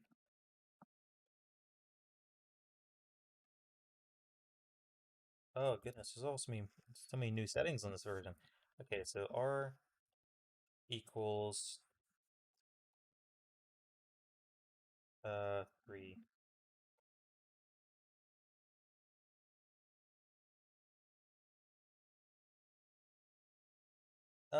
They could all play different games, but there's like 20 to something kids, maybe even 30. So there's definitely some room. So some of them though are meant to be like 1v1 or very few people, and others are meant to be for all 20 of them. Capture a flag is for all of them. Like they almost have to have all of them there because it's just so much more difficult than the other ones. And I completely lost the coordinates, so I'm gonna need to go get them again. And that's nice. So yeah, there is, like I mentioned, 20 of them. So yeah, should be fine. And here we go. Yeah, that's the capture flag one. I'll just show that one real quick while we're at it. Went way too far. So yeah, the CTF one is I designed to be awful. Okay, that's a little bit of an over exaggeration. I designed the CTF map to be really hard. So there's no way into the castle currently, except for the front door. So every other way into the castle is completely blocked off as far as I could tell. I checked around it many, many times. So it takes roughly, I don't remember how long it took actually. I think it was 30 seconds to get into the castle. And then to get into the castle and get to this flag here is 30 seconds. And it takes 15 seconds to get out. And I made it on purpose to be a bit of a death trap. So the defending team has every opportunity to see exactly who's coming in. So as long as you have people here, it should be really hard. Oh yeah, thank you, Nico. Yeah, this is the only one that I made here. The other ones were made by the person who hired me. Because I was hired by the other builder. So yeah, there's two builders. There's the builder that did that over there, that one, and then I did this one. So this is the only one I did. But anyway, yeah, this one's designed after historical castles because I thought, capture flag. Most castles I played whenever I was younger on capture flag was so open, right? They had multiple ways in. It was just huge. Like it was huge, but it was very open, and it made it too easy in some areas and too hard in other areas. It was just so big. It was bulky. It was just it wasn't like a historical castle. So this is designed to be like a historical castle. It's zigzags all the way through. You have to go back and around, and the defending party has ample opportunity to shoot you from here. From here all the way down, all the way around. Here, they could shoot you while you're walking up here as well, all the way up. Here, and they have places to hide. You can hide, then you can shoot. You can hide, then you can shoot. Yeah, I designed it to be at like a historical castle. I even added in matriculations to the tower over here. So if you are in certain parts of the castle, like right here, and you want to protect it, you can shoot right down almost right next to the wall. It's yeah, so it's designed to be like historical castles, and I made it educational in that way.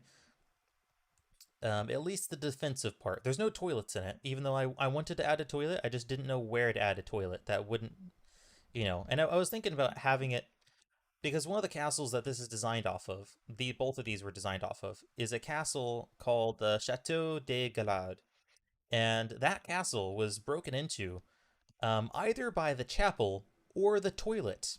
So yes, there is a castle in history that was broken into by either the chapel or the toilet. No one really knows because they said that it was through the toilet, but um, historians are not entirely sure on that because it was illegal to break into a chapel even back then, so they didn't want to look like really rude. So the history books say they broke in through the garderobe or the privy, but yeah, not entirely sure how many historians believe that because the other place was just as easy to break into. So here we go. TP. So I thought about adding a gap in the security at the toilet, so you know they could break into it, just like how they did with historical castles. And it's children, so what kind of child wouldn't want to climb up a toilet? Okay, that's a little bit childish, but it's education map for children, so I can do that. Um, I'm copying and pasting the teleport so I don't lose them because I lost the previous one. So we have CPF, the next one, and here we go. I don't know. Yeah, I guess I just need to get the hub done. I need to get the hub done so I can move on because currently, um, I'm gonna probably work on each one of these one a day. I think it's my goal. I want to do one a day because I have a lot of other stuff that I need to do. Like I have a lot of other things that are important to do. Um, and now that I think about it, though, I'm gonna have to redo the teleporters later. But well, whatever. I'll still do the teleporter. It's just easier for me at least to teleport here. So yeah, we'll do that. I should probably just show my whole screen so people can see what I'm taking notes as well. That's weird if you can't see my entire screen. You could do both. There. Um, okay, so we have that one, and we get to sumo. Oops.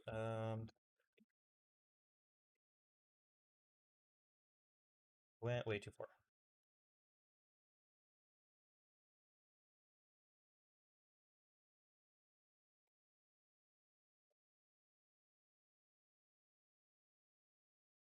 Okay.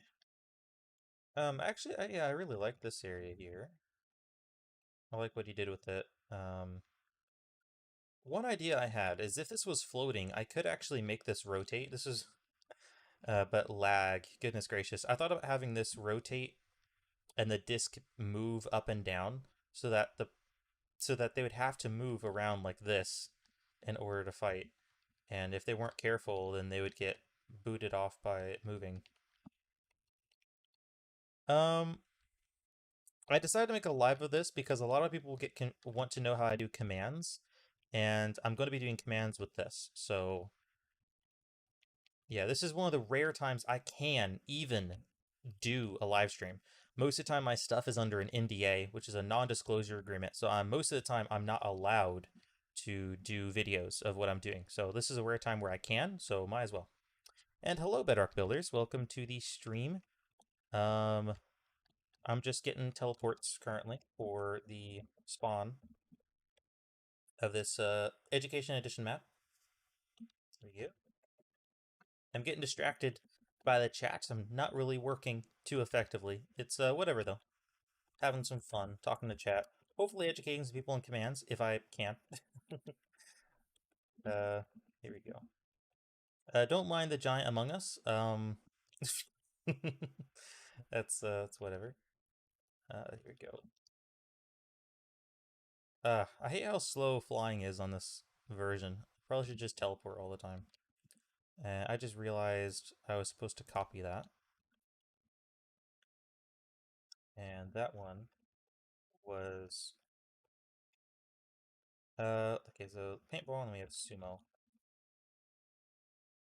I already did capture flag. Capture flag, the other one, sumo. Um here we go. So yep, there we go. Yeah, it's with the NDAs, it's really annoying. Yeah. Mainly because of the for YouTube. but it's not that bad because like when you're doing stuff for that's NDA, it's you get a lot of money from it. But yeah, what's your question, Nico?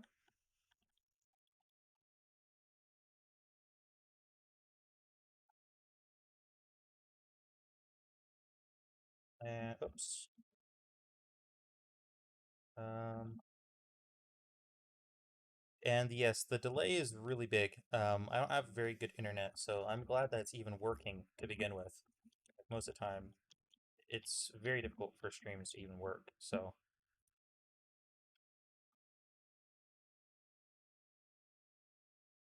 um,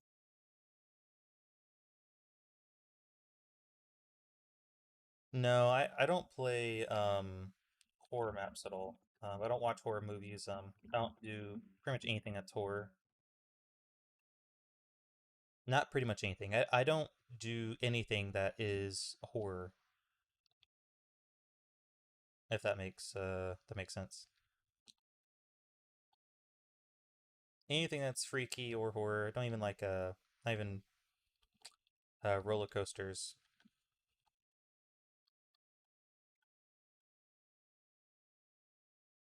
Here we go. Let's get these teleporters.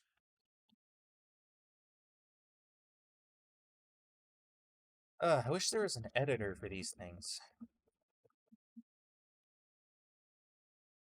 Which one is this for? This for? This is for Skywars, and I need to do kit PvP, but that's going to be on a different section. Um, check. That was Skywars. Um, okay, I just want to know, pop in, tell you that you helped me get, yep. Uh, oh, that's really cool, Snippet. I'm glad to hear that I did help someone get into professional Minecraft building. It's very, like, yeah, I'm surprised the videos are helpful at all half the time. Oh, I do remember you, but I don't remember exactly. I remember the name. That's about it. I don't remember any of the builds, even though I remember people with builds. Oh yes, the terrain ones. Yeah, those were very helpful. I'm sure. There's very few terrain videos. I was there really should be more terrain videos on the internet, but there's not currently. Sort of sad. Yeah. I'll have to check out your Instagram later whenever I'm logged into Instagram. Very rarely have I do I actually use Instagram. Uh, Oops. And let's give this a try. I'm trying to remember where I saw Evelyn before. Where did I see your name last? Was it in the live stream or was it on Xbox? Or I have no idea. I don't remember where I saw it. I do remember seeing it though. Just don't remember where. Um,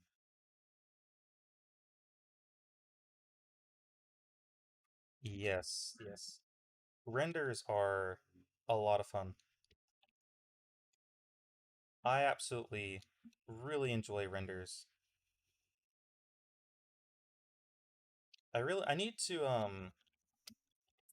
I thought about making a rendering YouTube channel. Oh, yes. Too bad I wasn't building this, because this is basically this is basically a diagonal bridge. That would have been nice if I was already building that. Um,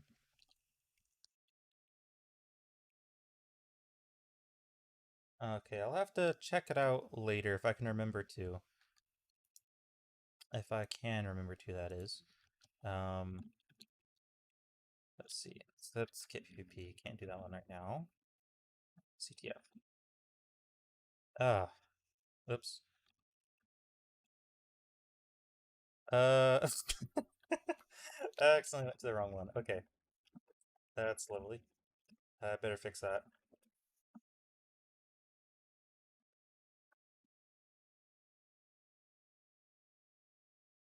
Um, no, I got a better internet. Yeah, so the internet still is better, and I have a better computer. But my old computer could do it too. But it was mainly the internet. My internet was for a very long time. I could not stream at all. Like, there was no way to that I could possibly even try streaming. Pretty much, it was really unfortunate, but it's just how it is. And I need to copy this so I make sure to add that to all of them. You know, um, I forgot to turn it off too, didn't I? Lovely. Okay. I need to have a teleporter to spawn. Yeah, I have an RTX card, Nico. Um, hmm. There, I'm trying to think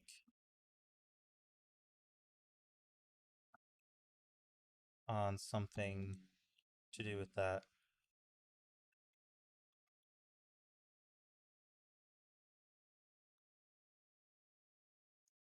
Hmm.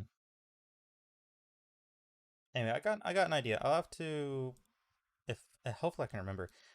I'm typically so busy I forget to message people about anything, even if I want to. I have an idea, but I'll have to tell you about that later if I remember.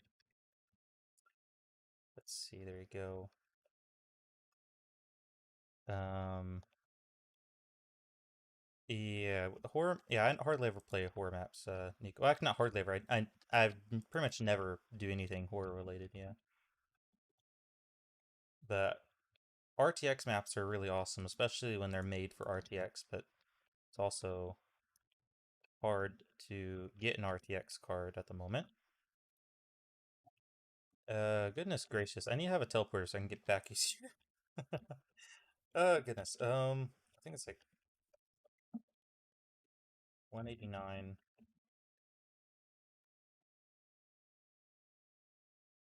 Nope. I was close. I got one of the numbers correctly, I'm pretty sure. That's about it. Go.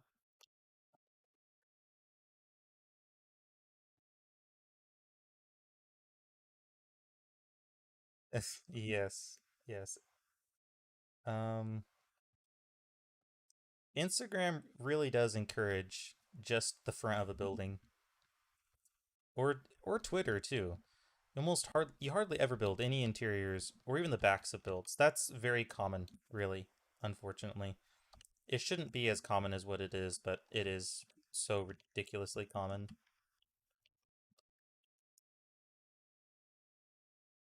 So just a radius of 3 is ridiculous. Well, okay. Let's see. I should not get teleported. If I get teleported,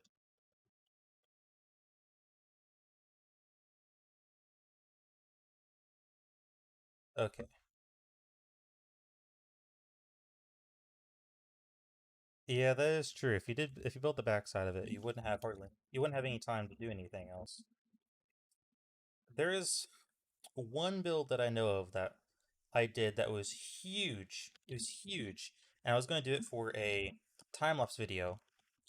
And the thing was like 1,000 by 1,000, and I did it in 3 hours because I found some command techniques on Java that was ridiculous. It was so cheaty. Of course, that's not even including the other cheats I have up my sleeve too. But yeah, there's some crazy stuff that's possible now. I'm excited about. I have to actually get them working. Yeah, that's need redstone. I need to get them working all the way. That's needs redstone. Actually, yeah, post a if you can. Post a link to your Instagram in the chat so I can check it out later or comment it. I don't know. Whichever way works. Because I might not be able to find it later. And it'll be easier if it's right there. Um, let's see. This is okay. Good. It is this command. I'm so scared of getting teleported again. Okay, so add us a radius. Oh, okay, I know what I'm doing wrong. This is so obvious.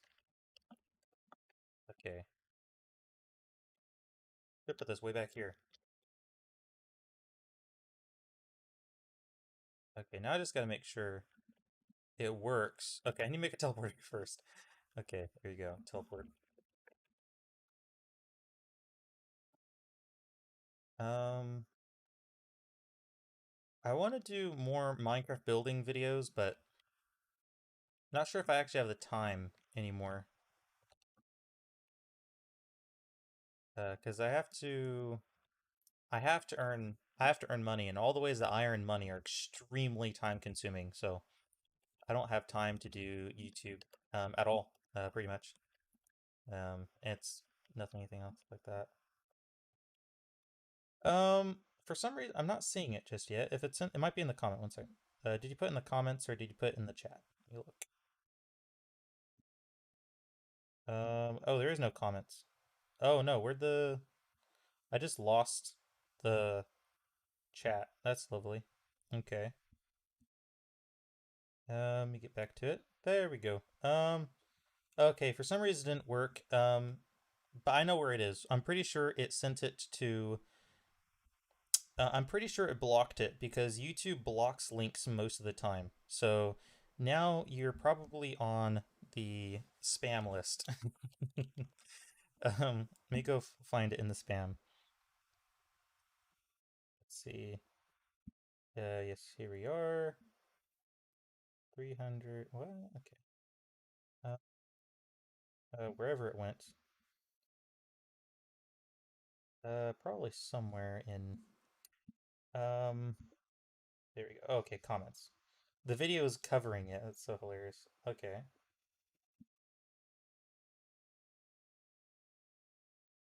Let's see. Okay, this is just confusing on my phone. I'm gonna have to check it out later on my computer then. Yeah, try. You know what? Never mind. Never mind.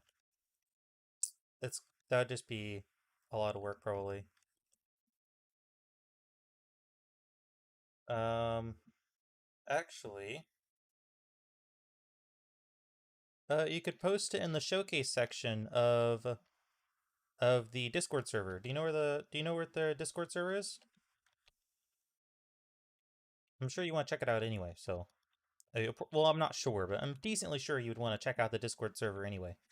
Um, so you could check that out. That's an easy way of doing it. Okay, good. That works.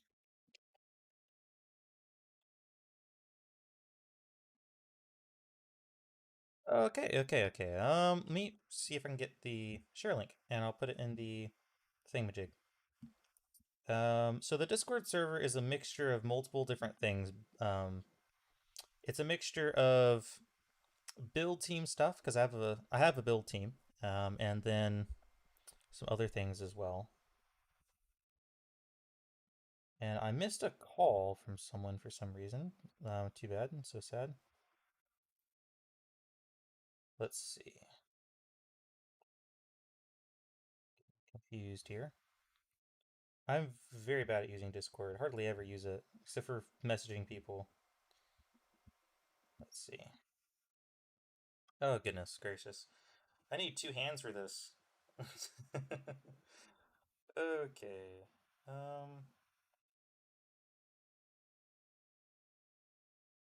there, that's better. This should work. Yep, I'm sending you the link to it. This is the. What is this? Oh, sorry, that's the wrong link. Don't mind that. You could tell I've been programming. Was in my clipboard. For some reason, I copied the.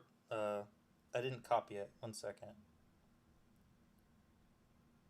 Okay, my phone was being laggy. It didn't even pop up with the. It didn't even copy it. Okay, here we go. There. This is the correct one. Can I even delete my own message?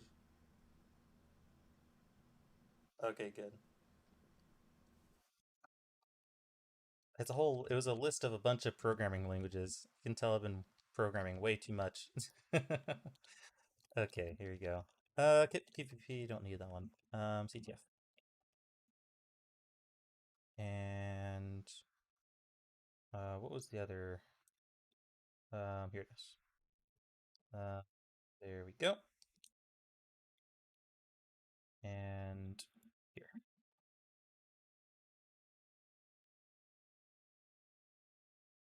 I think it'd be really cool to do programming streams, but I don't think anyone would be interested in that. Oh, goodness. That would be very peculiar. Paintball. Yeah, hopefully that did send. It looks like it did. Yep. Okay. Um, I did the other one wrong, didn't I? Yes, I did.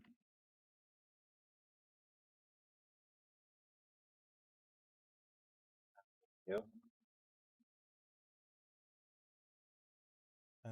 There we go.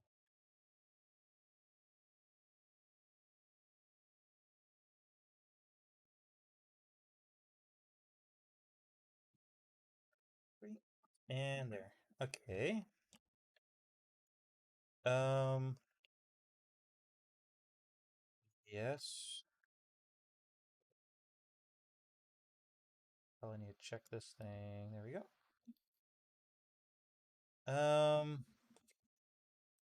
Doing live streams is actually really hard too, by the way.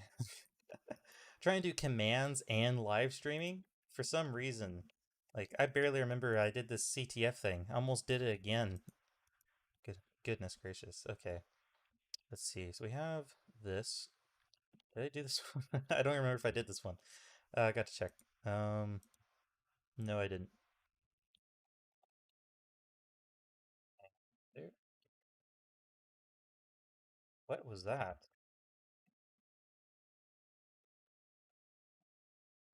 What? What am I? What is this?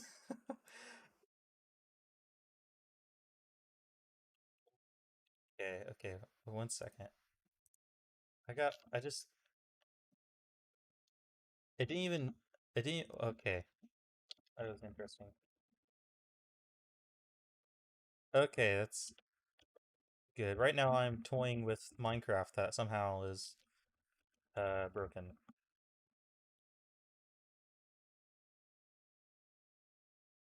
Oh, I can't do control for some reason. Control stuff. Anyway, okay. Now I need to go get that command block.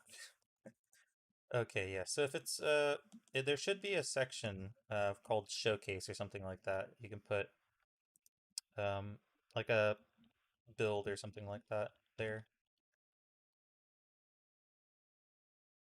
Um, and now I completely lost my spot. Okay, this is sumo. Guessing I'm supposed to be doing sumo. It doesn't matter. I'll do it anyway.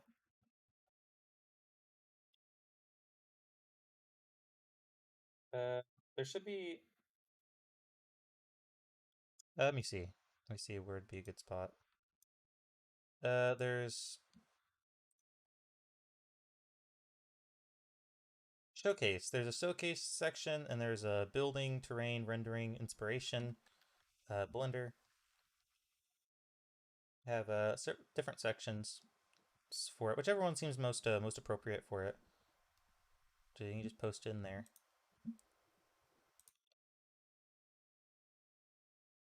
Wait a second. Did that one? Okay, good. There we go. Now I gotta figure out where if I lost my spot. I don't remember if I lost my spot or not.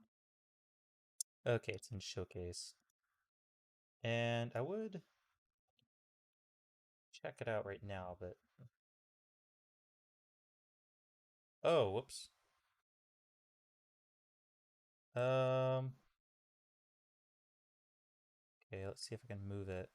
Actually, that was actually the wrong spot. I should have, but that's my fault. Because this is supposed to be, um,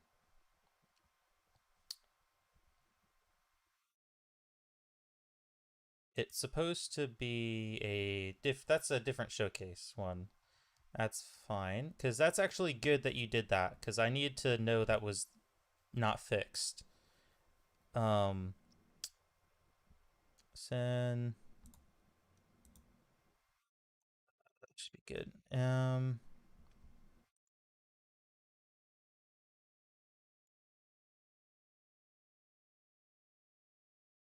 My moderator should have caught this actually. One second. Let me fix this then. Okay, there we go. Then I'll just delete this real quick. Can I move it somehow? Is there a way of moving it?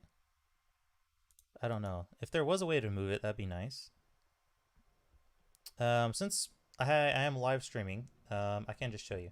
So Blip is specifically for a piece of software that I'm working on. So Blip slash OTMC um, is specifically a showcase section for Blip.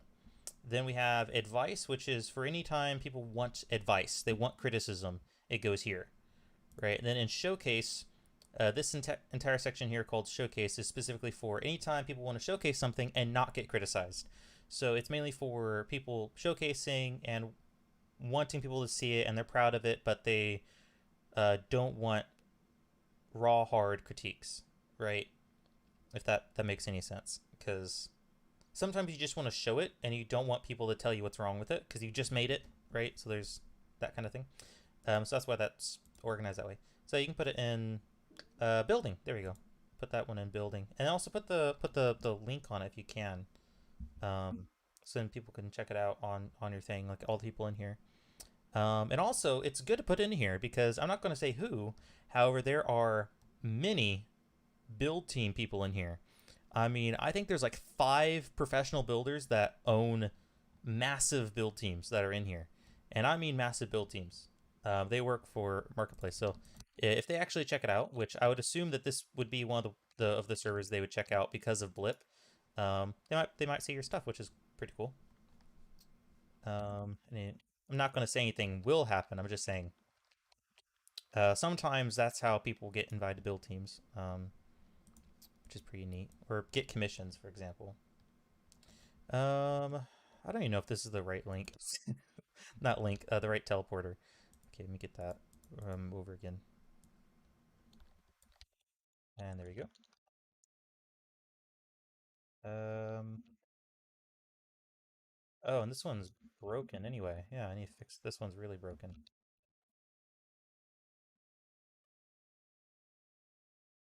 Insert. Oh, goodness. Okay. Okay. Um, at a break.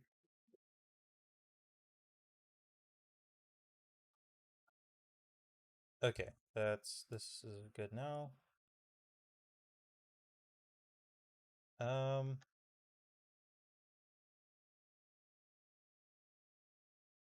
I need to make sure I keep all this in my head.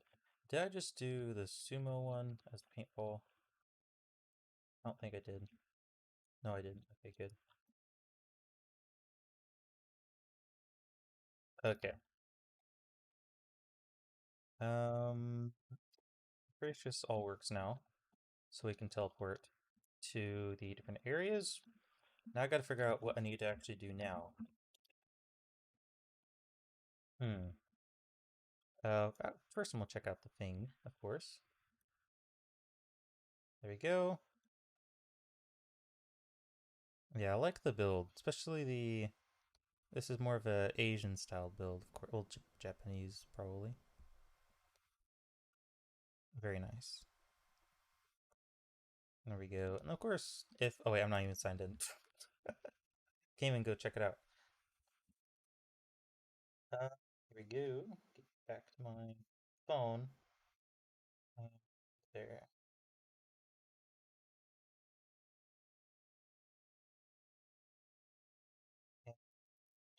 Hey, I'm on my phone checking it out because I'm actually signed in on my phone. I have an Instagram. I just never use it because Instagram is just very, I don't know how to put it.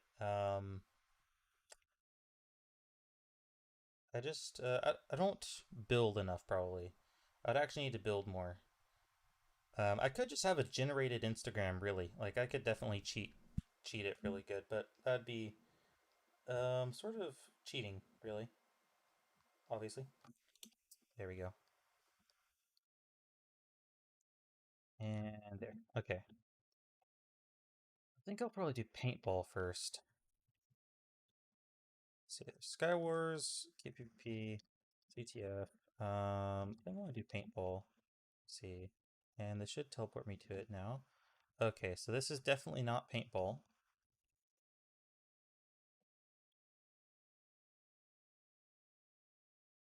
Here we go. All the way over to the other side. Map. And I typed this in wrong. That's lovely. Okay, there we go. Somehow I managed to get the coordinates wrong. Don't know how I did that. I'm pretty sure I have them right. Um, this is paintball.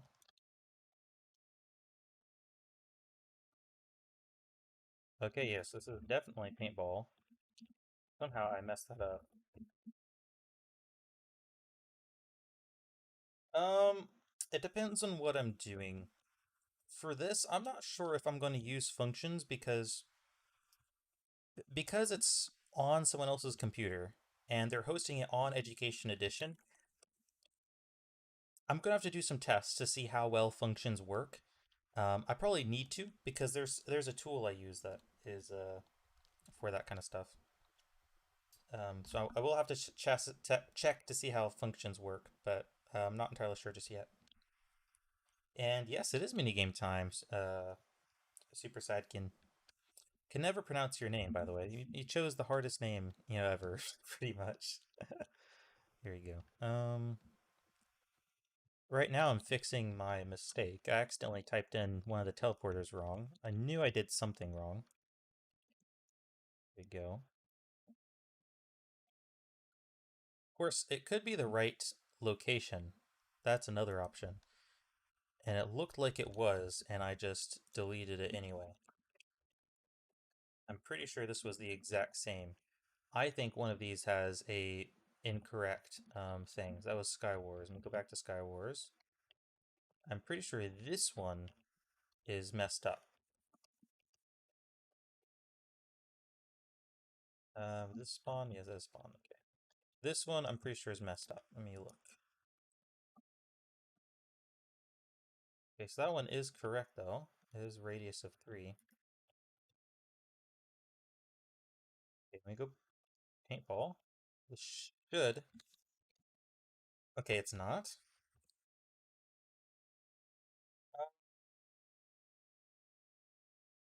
Oh, sorry, Super Saiyan. I wasn't paying attention to the chat. Yes, this is a commission for a school, and I've confused myself with these teleporters because they were working. And somehow I've confused myself with them. Not entirely sure how I managed to do that. I need to just do it where it says a message instead, but then I know that I'm typing it incorrectly. Need to double check all the commands. Because I knew these were working.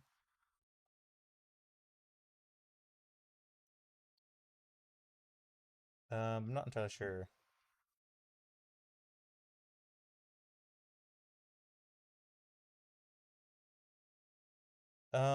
Yes. Yeah, this is Bedrock and Edu. Yeah.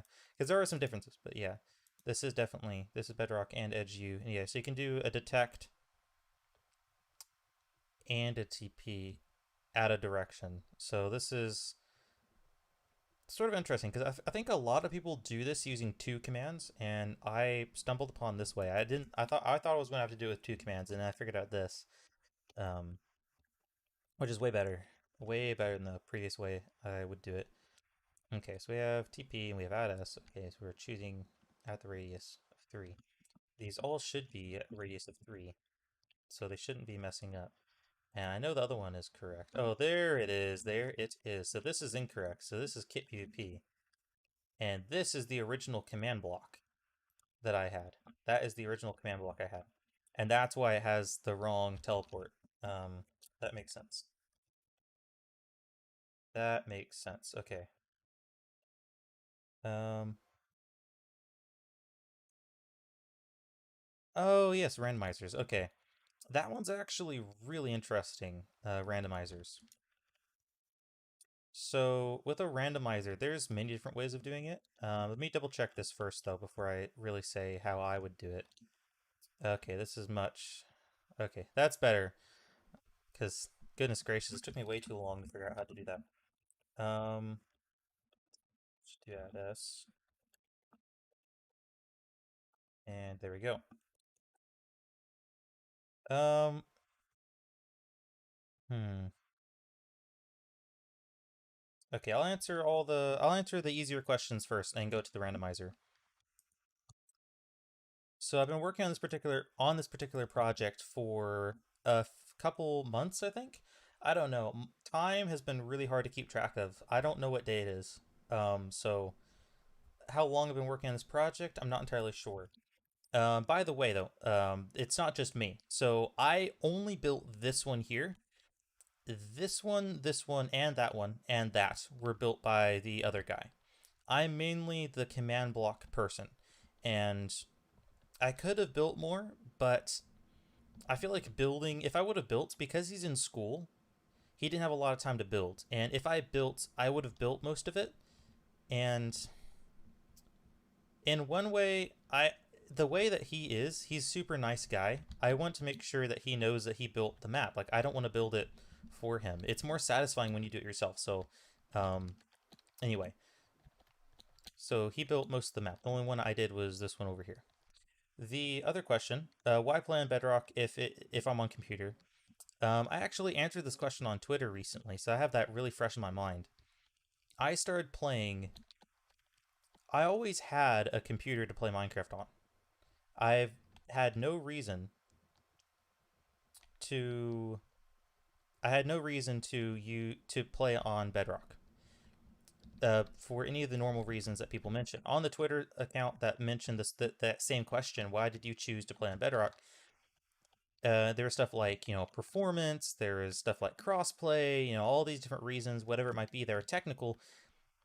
I got an Xbox a long time ago, and I got an Xbox because I wanted to play games. And the computer that we owned was good enough for Minecraft, but it wasn't good enough for any other games. So I played stuff like Call of Duty and other things like that.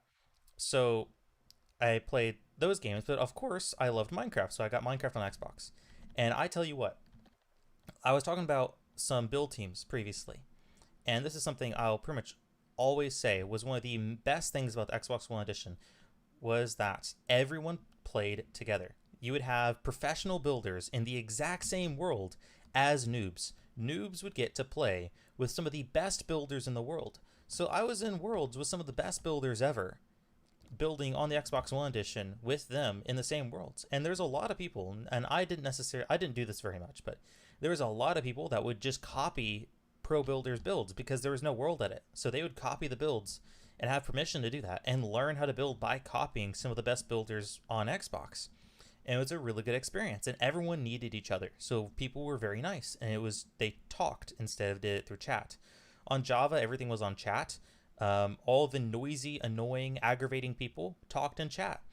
And you would see all these annoying people talking all the time. So the difference between Java and Bedrock was huge for me. Bedrock was a much nicer community that allowed me to learn faster and be around people that were more enjoyable to be around. Well, Java, there's a lot of people who are nice, but you had to find them, and I didn't really have the time or energy to really find people. Even then, when I was in the 6th grade, I didn't want to deal with all the toxic people just to find a few decent people that were really nice, right? So on Bedrock and on Xbox One Edition, it's just the community where I come from. It's the people I know. Yeah, I'm glad I'm not the only one that thinks Java's a bit more toxic. Um, the Giant Among Us dude is is because it's an education edition map, and we got the teacher to ask the kids what they want in the map, and they mentioned stuff like Among Us and Pokemon. So we decided, you know what, whatever, we'll add some Pokemon and Among Us into the builds. And because I have a 3D model converter, this did not take very long. Don't tell them that. I'm joking. They know about it too. I've been telling everyone about it. So, but this wasn't too bad, and might as well do it if it's easy. Then the other question with the randomizer, the Redstone randomizer, which was the that one Redstone, not Redstone, but command block randomizers. There's several different ways of doing it. And it really depends, like mentioned, on your use case. My personal favorite one is that's wrong way. Is the Redstone one. This is sort of how they work on computers, like inside of computers. Like whenever I learned computer Redstone, it was like this, and then depending on the location of it, right? If then whenever you stopped it, it would stop at a certain point. So then you'd have a random number between a certain thing here. But this is for bits. This isn't real. That doesn't really work for maps unless you specifically want redstone. So that's the old way of doing it. I still remember it because it's super cool. For command blocks, you could do it with a counter the same way. So you could have a counter that increments up, and depending on whenever you click the button, it will do it sort of randomly that way. There's armor stands. And this is sort of my favorite way, is just take advantage of the stuff in the game. So the best way that I know of is not using armor stands, actually. It's the idea of armor stands, right? So these armor stands don't exist, it's the idea of armor stands. So if you have a scoreboard, we could do objectives, and we could add an objective. Now, the scoreboard, I'm just going to need a sign for the scoreboard, or a chest or something like that. I don't know. So we have a scoreboard, and it's this chest here. And this chest is named variables, or vars. So in chest vars, we have a bunch of theoretical armor stands. They don't exist. We just name armor stands that don't exist. So normally you have these things and you do a set block on the armor stand. And then depending, and it does like an at random. So we can do like a set block. Wait, yeah, execute. This is one way I've seen a lot of people do it. This is not a great way of doing it, but I'm gonna show it anyway. We can do an execute at or type equals armor stand. Um, Stone. Yes. So then this will do it at random. And this works extremely well. However, because it's using armor stands, that causes more lag. So what I discovered, I don't know if everyone knows this or not, but I just assumed it would work, and it did work. So I don't know if this is common knowledge or not. However, you don't need these armor stands at all. Instead, you can do theoretical armor stands. So each one of these are those armor stands, just slightly different. So every single time a certain name, we can have a name instead of an armor stand. So if we did, I'm just going to make the scoreboard. I could always delete it. Add vars dummy vars. In vars, if we do players and we do add, um, we could do add a or whatever we want. Vars, the player target. Actually, let's do addy. We'll do addy. Vars, the player target could be X, and then the objective string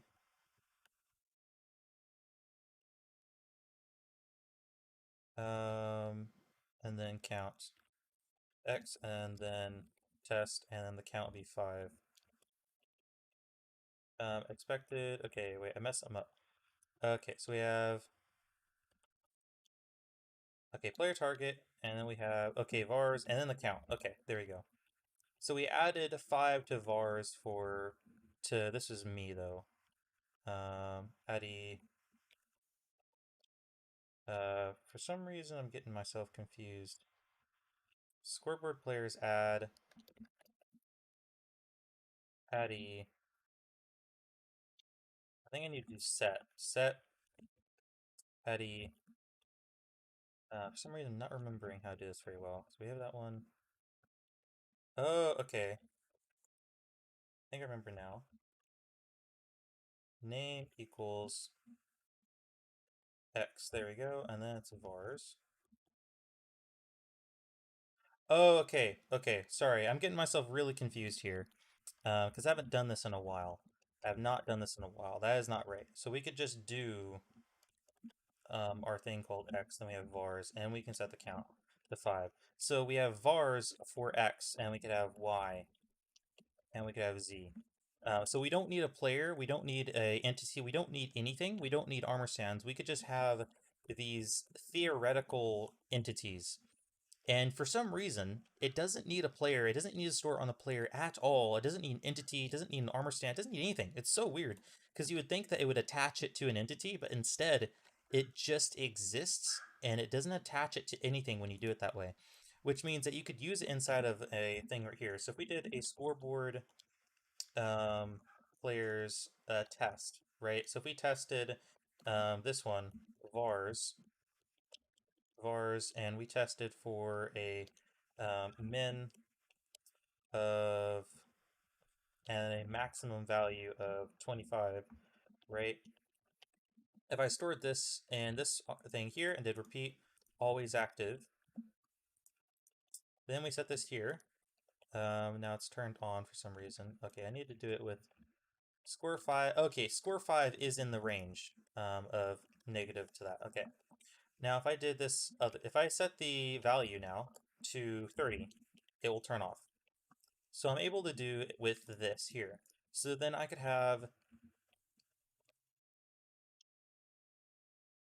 do multiple different things, or I could do it with all the same one. I'm going to do it with the same exact one. And depending on what kind of value you need, you could do as many of these as you want. So I could do 0 to 0, right? So that's what we'll have at first. We have 0 to 0, we go all the way up, right? So that's a 0, 0. Then here we'll have 1, 1. Then we'll have 2, 2. Then we'll have 3, 3, 3. And this way is sort of weird. Oh wait, I already have a command block. It is sort of weird because doing it this way is doing it almost entirely using command blocks and scoreboards, and we're having to do every single one individually in order to extract the information out. Because whenever stuff's in scoreboards, you don't really get it immediately exactly what you want, right? Because I did this for a generator. I had a minecart that would go around back and forth and generate a mine. I did it for a mine server. And this is one of the things that I did would to generate a um random blocks. I did it this way. So I just did it like this and I just did each one of these individually. And this actually works surprisingly well. It just takes a lot of commands here. But then you get every single value already predefined and laid out for you, which is actually pretty handy, of course. Another way would be to use a rotate kind of mentality, but doing that is pretty much just as hard as doing this anyway. So I personally like this method of doing the scoreboards this particular way because it's really simple. And I don't know. Is that common knowledge that you can just have a player that doesn't exist in a scoreboard? You don't need real players. You could name anything. I thought it was common knowledge, but I'm not entirely sure if that's common knowledge or not, because, like, I don't know. Because I do this stuff decently often, not a lot, but I do it decently often, and I used to do it a lot, so it could just be common knowledge to people who do this stuff, but might not be common knowledge for most people. I don't know. But that's how I would do a random number generator. This is my personal favorite way, even though okay, this is my favorite way using commands because it's just so versatile. And it can be extremely easy to set up for low numbers. The only problem I found is doing random number generators for huge amounts of information, like ginormous amounts of information. In that case, structure blocks. That's another way. Structure block. Structure blocks is another way of doing it. Because with a structure block, you can save something. Let me see if we can name it. ASD. We'll just do a as, and we can save. And whenever we go to load, let me put this up on top of something. Um, there we go. We can do a integrity of like 10%. If we do an integrity of 10% and we load, then it will only place 10% of the blocks. But it does it the same every single time. So this actually does, this means that it is always the same. So if we change the seed to something random and we load again, then we'll get a different number, of course. However, this means that we are able to specifically generate exactly as many blocks as we want. So if we did 50%, then I know 50% of the blocks will be done. So this is a way of doing massive amounts of randomization. Because most of the time when you need mass randomization, like huge numbers of randomization, and you need a lot of it, this is the fastest way that I personally know of doing huge amounts of randomization over like a lot of stuff. And the only problem with doing it this way is it's a bit more computer sciencey. Because each one of these would be a bit in that case. So it's either there or it's not. And you'd have to manipulate how these spawn in. So you either have, so we have 1, 1, 0, 0, 0. And that could represent something if we want it to. Or we could say that this is 0, 1, 2, 3, 4, or it's 1, 2, 3, 4, 5, 6, 7, 8, 9, 10. So we could have all sorts of stuff for doing these things. Yes. Yes, not people in their username. Sorry. Yeah, not again. I'm sorry. I have to laugh at the name because it's, when I'm streaming, I'm like, yes, not again. Yeah. Anyway, it is, yeah, this is an extremely cool feature because, if we go to the max size, right, if we go back to save, we go to max size, we do something huge. So this would be 64, 64, right? And we could also go all the way up to 256 if it was at Bedrock. That means we could generate 64 times 64 times 256. Yes, 256, that is correct. Let's check this out. How many bits would that be? So we have 64 times 64 times 256. That would be 1 million bits. And let's see, divide by 4 would be, not 4, it'd be divided by 8. Let's see how many gigabytes that would be. Probably not even a gigabyte, but you could store a decent amount of information that way. Especially if you do it with chests. Goodness gracious, you could definitely do some pretty crazy stuff with this. So we have, so we have, to, let's see. Let's see if we can get a converter to, oh, okay, there we go. We can do kilobytes. Divide by 1,000. So we have 131 kilobytes of information that could be stored inside of one of these things here. And you could use that in all sorts of different ways. Of course, if you're dealing with that much information, you're probably not doing it that way because that's a lot of space to cover. Like I know someone that tried doing that kind of stuff, but instead they used I think it was shulker boxes. And what they were doing was a computer. So that particular guy, Hugo, he built something. I think it was using barrels or chests or something like that, or something. Yeah, and he had it stacked up like this. And actually, I'm going to make it a little bit smaller. I think his was bigger. And he did it like this, and he had all this stacked up just like that, right? And of course, it was like 8 blocks tall or something like that.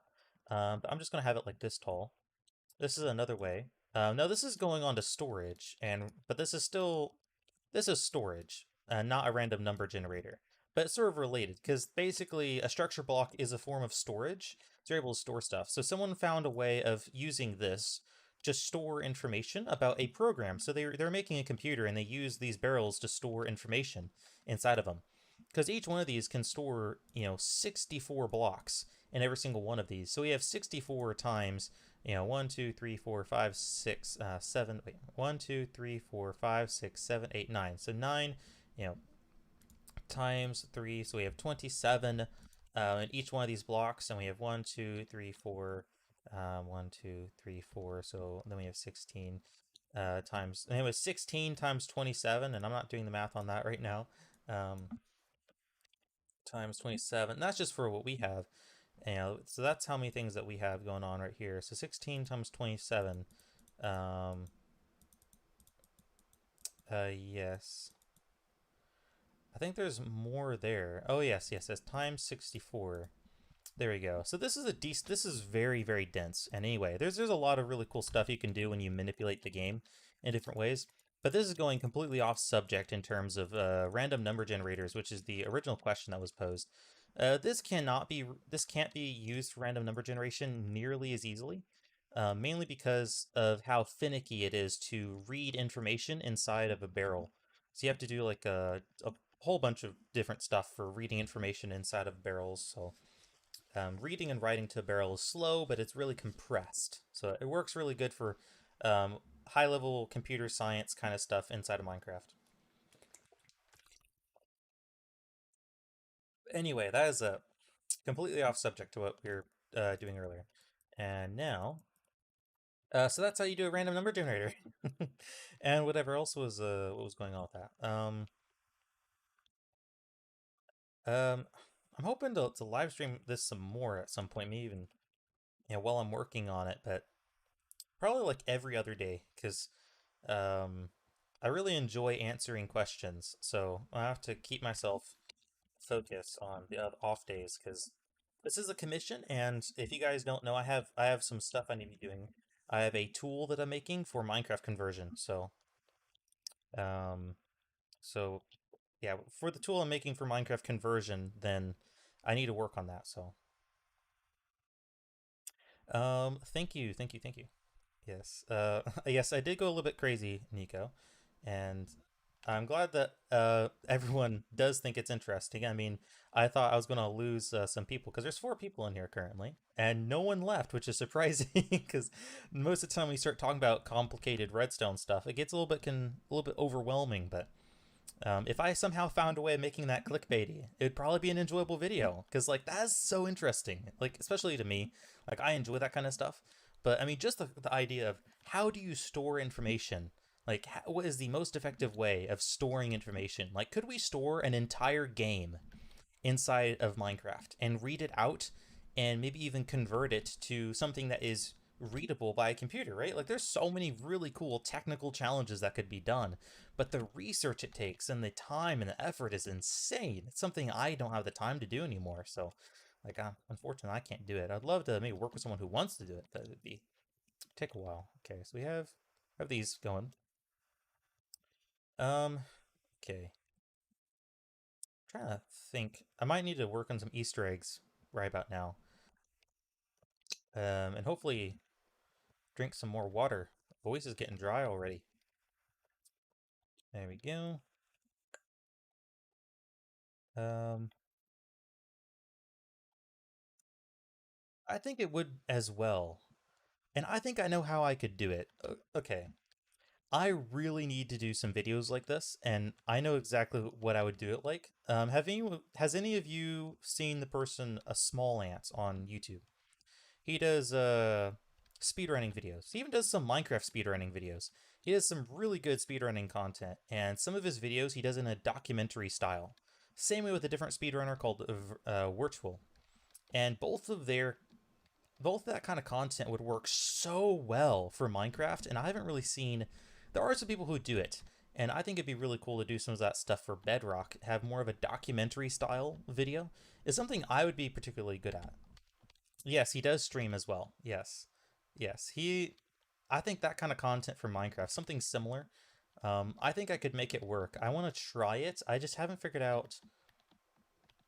It's easy and it's hard. I think what I need to do is just literally take his video and copy the timing of the video. So like if he starts out and he does whatever, copy the timing, do a similar title, and sort of copy it. Like I know it'd be copying, but it's because I don't know how to do it. So I would pretty much need to copy him to see like study how he does his videos. Like I need to study it. I need to figure out how he does it.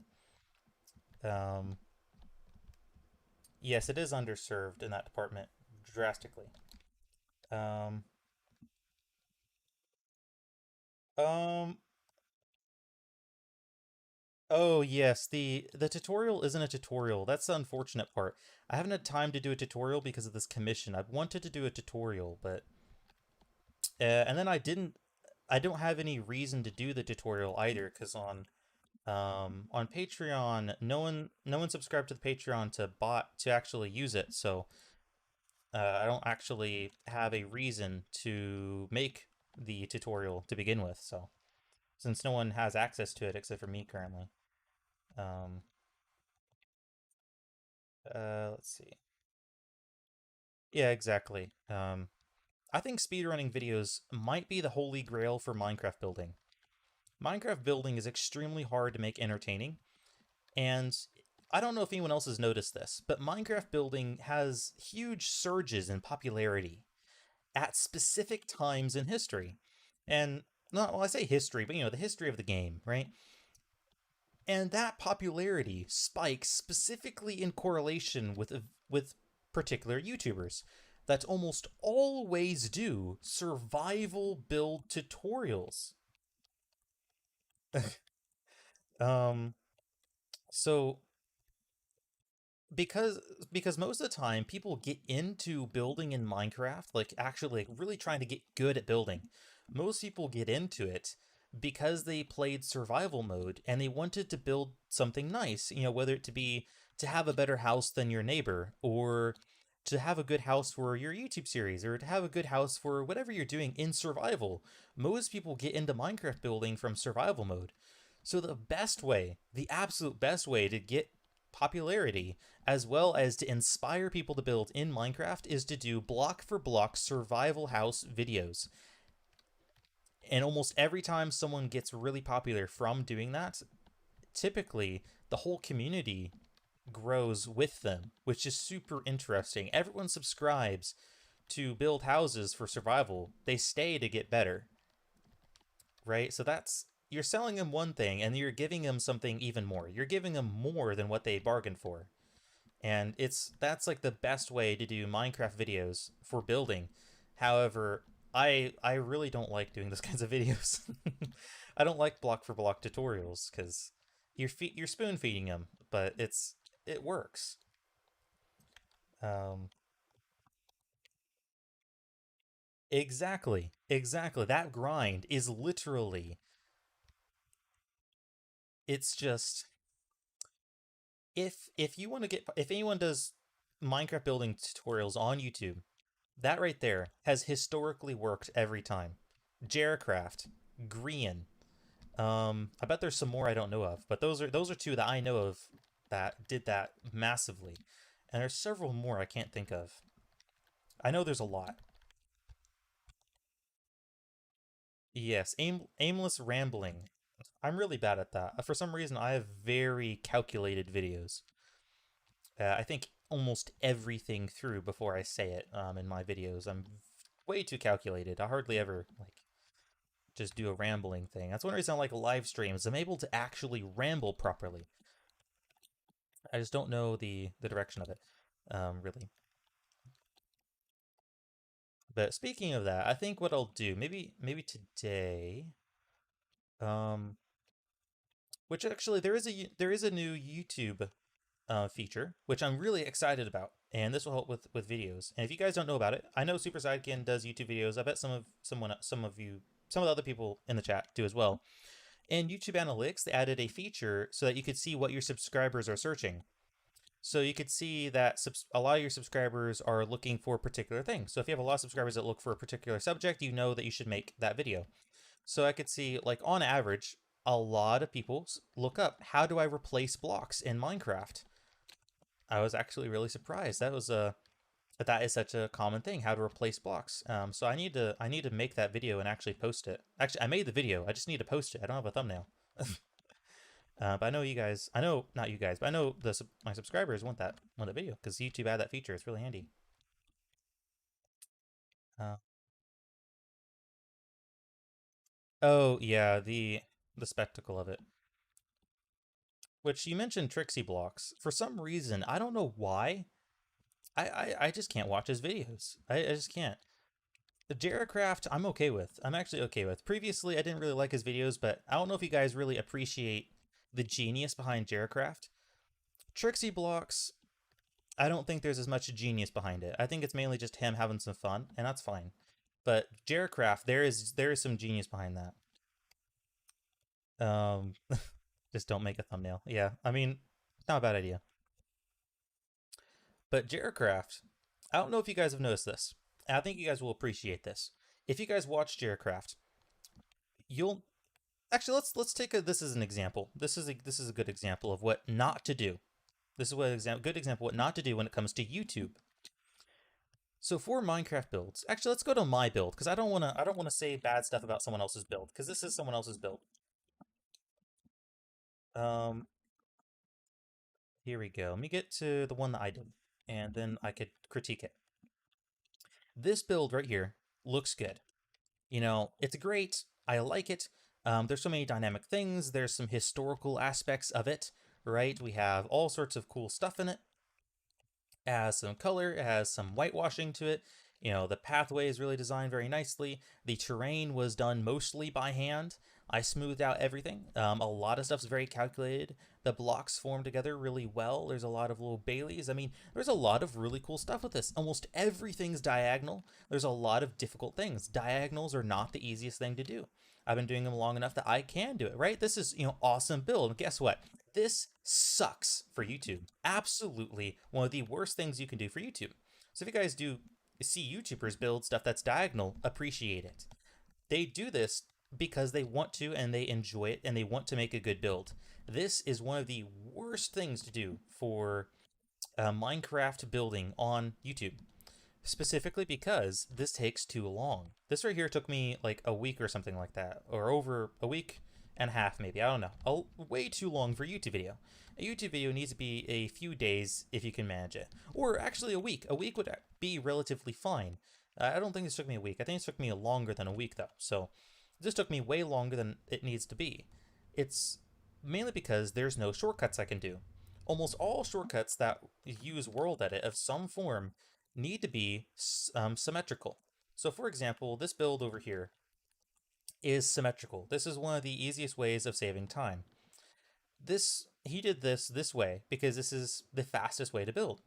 If you build something that is 4 ways of symmetry, then that means that you can build one side, and then once you're done with that one side, you just copy and paste it over to every other side because you have access to world edit. This means that you could do a build for YouTube in a quarter of the time. That is a massive speed up. So if you do YouTube videos, it would be stupid not to do this technique. But guess what? Even on top of that, right? That's one thing you'll notice that Jaracraft does stuff that has a lot of symmetry. Typically, he does something that has at least one side of symmetry. And for his builds, you don't even notice that he's doing a lot of it on purpose because it looks so natural. Because builds like that, castles and other things, it makes sense for them to be symmetrical. Throughout history, they were symmetrical for specific reasons, psychology reasons, which I don't really talk about right now because that's a little bit too far in depth. However, another technique that sort of goes along with that is many small buildings that are duplicates, very easy to duplicate. And yeah, with the diagonals, I'll talk about that in a second. So one thing that you'll notice that Jaracraft does is that he builds 10 houses, right? And he'll copy and paste those houses over and over again on each and all over the place. So 10 houses, if we did, actually, yeah, I could just do it using blocks, right? So if we did 10 houses, 1, 2, 3, 4, 5, 6, 7, 8, 9, 10. Right? That's quite a bit of houses, but what can be done after that is then you could duplicate, you can copy these houses 100 times. And all of a sudden, now we have 1,000 buildings. We have an entire city, but we only built 10 houses. So Jarrahcraft's able to build entire cities extremely quickly, mainly because his houses are so modular. He can even connect the houses up, right? So he's able to connect the houses and build modular houses that he can just copy and paste around the city many, many times. Now, he doesn't do it 100 times. He probably does like 10 per building. But if we have 10 buildings, yeah, this might take us a day to build 10 player scale buildings. Does not take very long at all. And if we copy and paste each of these buildings 10 times, which is not very many for a city, we automatically have 100 buildings. That is a huge time save. So Jarrahcraft, by doing things that are symmetrical, because if these houses are symmetrical, that means you only have to build a quarter of them.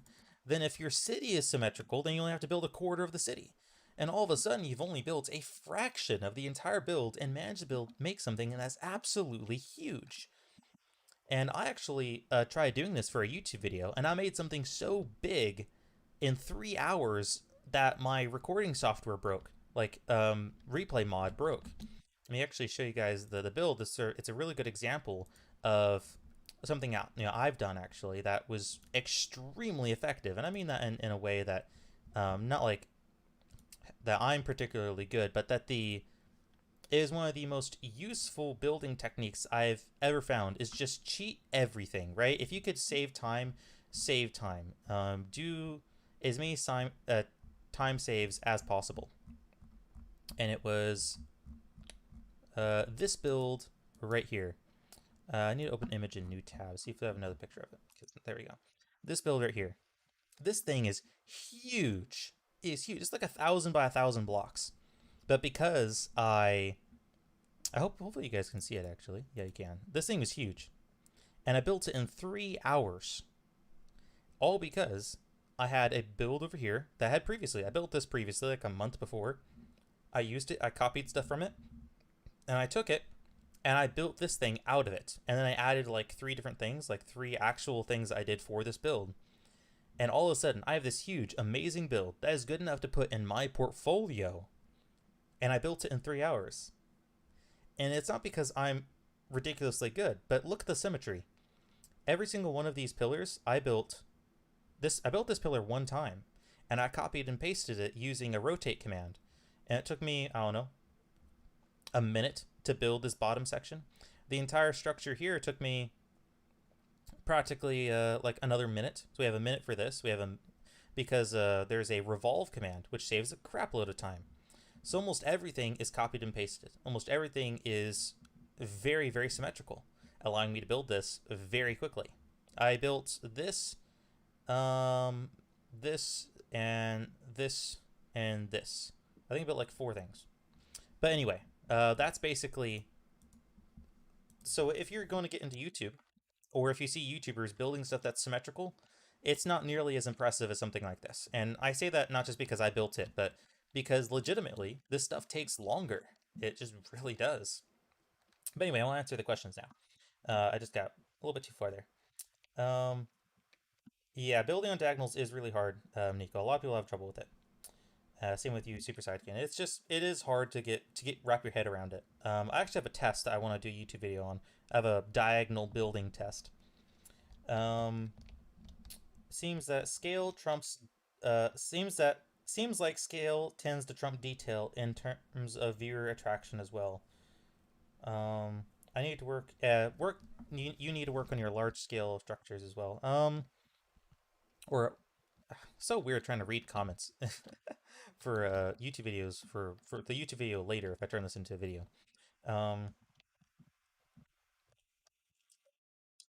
Yeah, with the scale, having less detail, it's sort of the idea is to have the illusion of detail. It doesn't actually need to have detail. But whenever you say something is really big, you can put it in the clickbait much easier. Like, it's hard to say the most detailed build ever. Like, it's harder to say, right? The most detailed build ever. However, if you say the biggest build I've ever made, that's a little bit more eye-catching and it's easier to say and prove, right? So it just makes more sense in that way. But if it's really, really big, it's easier to make it look unreal and sort of ridiculous. So like scale, I'm not entirely sure why scale is so much more popular. I think it's because people think they can't do it. If people think that they can't, well, people think they can, but they don't. They think that they don't want to. Because if when people see something like this, there's a lot of individuals who say, "Yes, I could totally build this," but they don't build hardly at all. Like there's a lot of people who are really bad at building that believe they could build as good as pretty decent builders, or good builders, like myself. There's a lot of people who see builds from people who are good at building and think they could do it because it looks really easy, especially like player scale stuff. But when you have something that is so large that when people see it, they say, "Oh wow, I could never build that. It's too big." They don't think about the detail. They don't think about how hard it was to design. They think about how long it took, and they think that they're not patient enough. So people don't care about detail or how good it looks typically, because a lot of people who are newer to building think that they could do it themselves. So it's not as impressive as scale because people don't believe they could build something for hours. Um, it does appear more impressive. I think Trixie Blocks went viral because of he rebuilt YouTubers survival spawns and then redid them, and then he got shared by PewDiePie as well as some other things. And then he took that momentum and then he built some really big impressive builds with that. And then he did something that said that it took like over 150 hours, but that's something I have a little bit of trouble with because I don't know about clickbaiting based off of time feels a little bit cheap to me because 100 hours is really not that long. It's possible to work on a build for 100 hours in a week relatively easily if you do it full time. If you don't do it full time, it takes 2 weeks, right? So that's like 2 weeks of work. Actually, it's 3 weeks of work. There we go. So it took him a month to build it. It's like, yeah, it's a month. That's not too bad. And also, how is he recording the time too? How long? How much of that was he AFK? Right? Did he go in the stay in the world? Because when you're recording on replay mod, it encourages you to stay in the world. So your time in game is extremely inaccurate because if you're building the entire time and you have 150 hours and that's what shows in game, like it depends on how you're recording the time. Recording on Java is very inaccurate because it doesn't take into account AFK. And you're, as mentioned, encouraged to stay online as long as possible with replay mod. So, like I said, timing on YouTube videos is sort of untrustworthy, and I personally don't. I think it's a little bit of a easy clickbait thing to say because you could very easily just also change the amount of time that you have in the game. You could just tamper with it and make it say like, you can make Minecraft say it took you 1,000 hours and pretend that it took you that long. Only time I think it's okay is if it's something that took over 1,000 hours. That's a little bit different. Um, that is true, exactly. People who can't spend 100 hours a week, so it does make it more incredible. I don't necessarily think that it's the best clickbait. I don't know. I don't know what the best clickbait for it is. Clickbait, like, well, clickbait isn't clickbait. What is the most effective title for a YouTube video? That's an entire thing. Trying to figure out the most effective title that is also truthful. Because the most effective title will also be truthful. So whatever you post on YouTube, it has to be truthful. And it needs to be something that is eye-catching and entertaining and something people want to watch. Yeah, there you go. Pausing in the game does help a lot. I build a lot on servers because World Edit on Builder's Refuge is way more effective than on on my own worlds. Like I have World Edit on a single player world, but it's just not nearly as effective as on Builder's Refuge. Builder's Refuge World Edit is way better. You can type in AFK though, so to make sure that you go AFK, but it's just not like it's very easy to forget. Yeah, Builder's Refuge is insane. If anyone plays on Java, Builder's Refuge is the best server for Minecraft building, like hands down. Used to, that was debatable. Now it's like, yeah, it's very hard to debate that there is anything better than Build's Refuge for building on Java. It is pretty much the top-notch thing, especially if you have member. And it's really easy to get member, or at least whenever I got member, is really easy. I don't know about how it is anymore. They've tightened up the rules a little bit. Single player is much easier though for recording because if the server goes down, then your recording is split in two now. So recording on single player worlds is so much easier, but building quickly is better on Builder's Refuge. But it's sort of hard to choose which one you're going to do, right? Like, are you going to go on a server and risk, messing up your recording, or are you going to play on a single player world and be more secure that your recording will work correctly? Because your render distance is bigger on single player and stuff like that. So it's typically better on single player, but yeah, it's hard to choose because if it takes you longer on single player, then it might be better to go on the server because it takes you half the time because the building tools are just that much better. So which is better, building in half the time or building twice as long but your recording is more secure? Pretty hard to choose. Oh yeah, the link to my site. It's magala.blue. It's pretty. Oh wait, I just realized. Yeah, that's sort of hard to spell.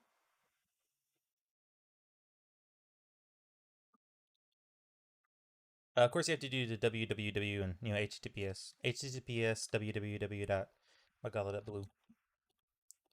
I'm actually currently reprogramming the website, so that won't be there for very long. I'm redoing it. That's another reason why it's taking me so long to do all this stuff is because I'm programming my website. I'm also programming Blip, and then I'm doing this commission, which I need to do first. So yeah, it's one of those things. Uh,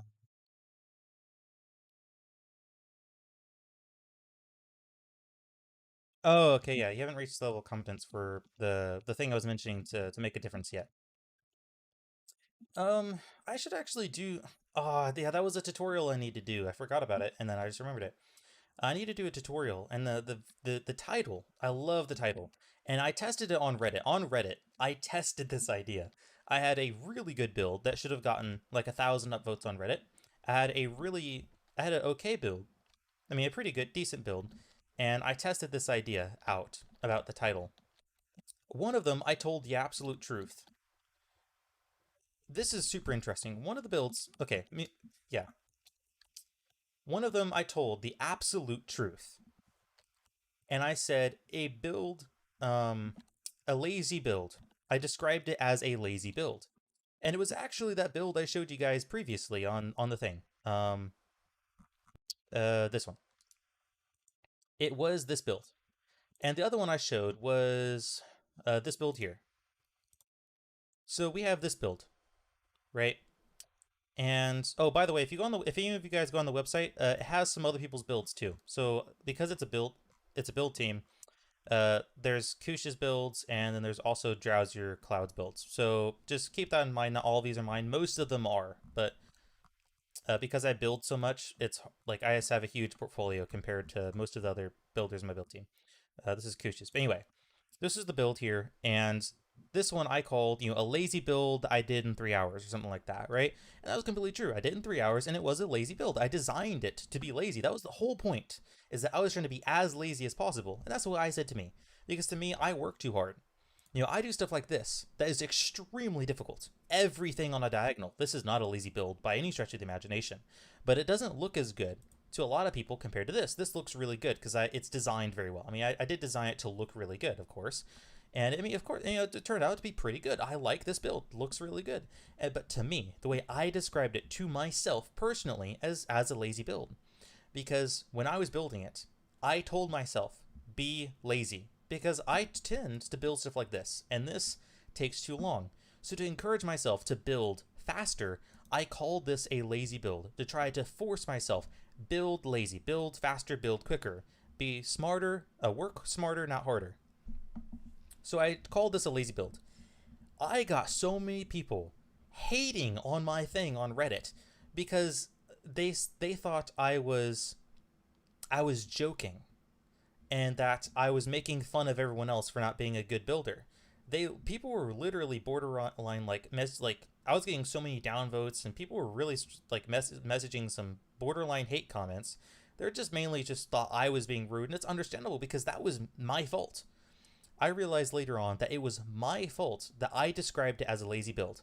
Because yes, it's true. This is a lazy build to me. Because when I was building it, that's how I described it to myself to encourage myself to build faster.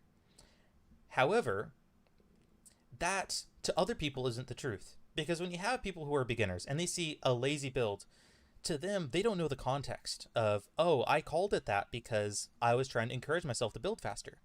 All they see is that I called this lazy. So what do I think of them?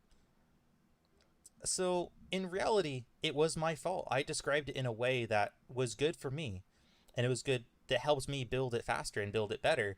But it isn't good for internet consumption. People don't. When people saw this, they didn't have the context of, oh, this is a build that I was doing fast on purpose, right? They didn't have the context of what lazy meant in this particular area. So I went and I posted this later on, and I don't think this looks nearly as good. And also, because of how cropping works, the only thing that was seen when I posted it on Reddit was his hand. That is it. The only thing people saw was this.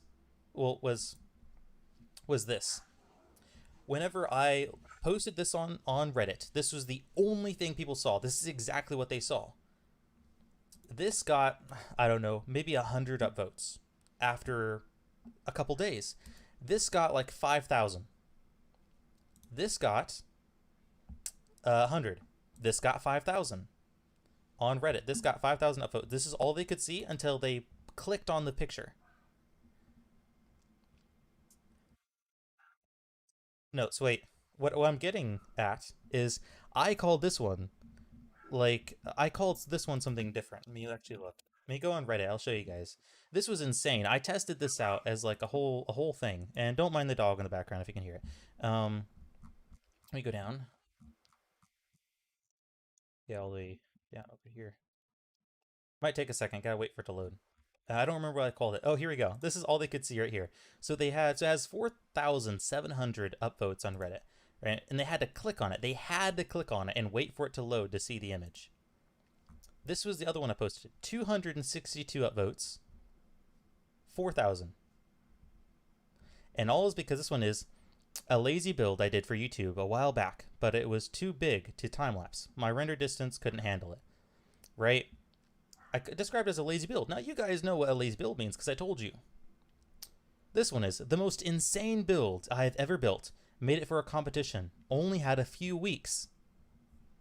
Right, I heavily clickbait this one. And this is the image. Right? They were forced to click on it, which actually may have been a good thing, but all because of like this is sort of crazy. Like all because it's just yeah. If you say the exact truth, sometimes you use a word that isn't very good. And lazy was not good. Because whenever I said lazy, people thought that lazy meant bad. To me, this was a good thing. I wanted it to be lazy. This one, I called it this because I wanted to test out what would happen if I did the complete opposite. Because I realized if a noob saw if a noob saw this build, would I describe it to them as a lazy build? No. I would describe it to them as I used some insane techniques. I used 3 insanely effective techniques to build this in 3 hours. You want to check it out? Right? That's how I would describe it as a noob. I would teach them how I used the revolve command, how I copied and pasted and did all these techniques to make it where I was able to build this as quickly as possible. And they would have learned, they would have appreciated the build more, and they would have known by the end of it that it was a lazy build. But I wouldn't have to tell them it was lazy. I wouldn't have to tell them I saved this much time. With this one, if I was talking to a noob, I would say this is a really amazing build. It's pretty insane. It's one of the most insane builds I'd built. You know, it's all diagonals, pretty difficult. I did it for a competition, only had a few weeks. You know, it's a pretty cool project. You want to check it out, right? That's how I would describe it to a person who is new at building. And most people are new to Minecraft building. So when you post your builds online, be careful how you describe it. Because if you describe it how you feel about it, you might discourage someone else. And even though I don't particularly like some of the things I did about this build, I'm glad I described it this way, because this is not only more effective for getting upvotes on Reddit, but also it helps the people who see it, because it makes it where they they see it and they understand it better, because most people who see it are not going to be professional Minecraft builders, or even just decent at building. If you're good at building, like that, it's sort of an issue. And the way the first things that they see, the title is surprisingly extremely important. It would make a great video. I don't know how to advertise it. Like, you guys are enjoying it because the I snuck it in on you. Like, you didn't realize you're going to be educated on on this until we started the conversation. But it's an extremely interesting topic because it's sort of like posting etiquette. It's something I think everyone should learn, like how to post online effectively, to not only get likes but to encourage other people. Because the way I described it the first time, in my opinion, I now know that that first post was borderline harmful. I would never describe a build like that, one of my own builds, to a new builder that I was trying to encourage. I would never describe it that way. Why would I post it like that on Reddit? That's exactly who I'm talking to. For some reason, I was pretending I was talking to myself. I wasn't talking to myself, I was talking to a person, and I said it in a way that was harmful to other people, and that was my fault. And I should have known better than to describe it that way. But it's something that you don't realize until you realize it. It's such a strange idea that when you post something online, you're not just posting it to thin air, like you're talking to a person. Yeah, like effective titles is something I think everyone should learn, no matter if you do YouTube or Instagram or anything. Like, it is super important to learn because it teaches you that you're talking to someone and you should pay attention to who are you talking to. Is there going to be a kid that watches this and that could get, a harm from it? Anyway, um, can be maybe with the current, oh yeah, the obsession of mega builds. Yeah, a lot of people get discouraged because of mega builds. Is a little bit more unfortunate. It encourages people to spend obscene amounts of time building mega builds. Anyway, hello Banjo Boss. I'm doing an education map, education edition. That's why I'm not working on my program as you, because I have to do this commission. But I'm getting distracted by chat. They're just too fun to talk to. You guys are too good at keeping me procrastinating. Um, I'm going to definitely not do a live stream tomorrow. I'm going to have to skip days or something because this is just way too interesting. Oh, I'm building with a partner as well. So it's not just my builds. This was built by the guy as well. Um, yes. Yeah, the mega build hype is one of those, I don't know.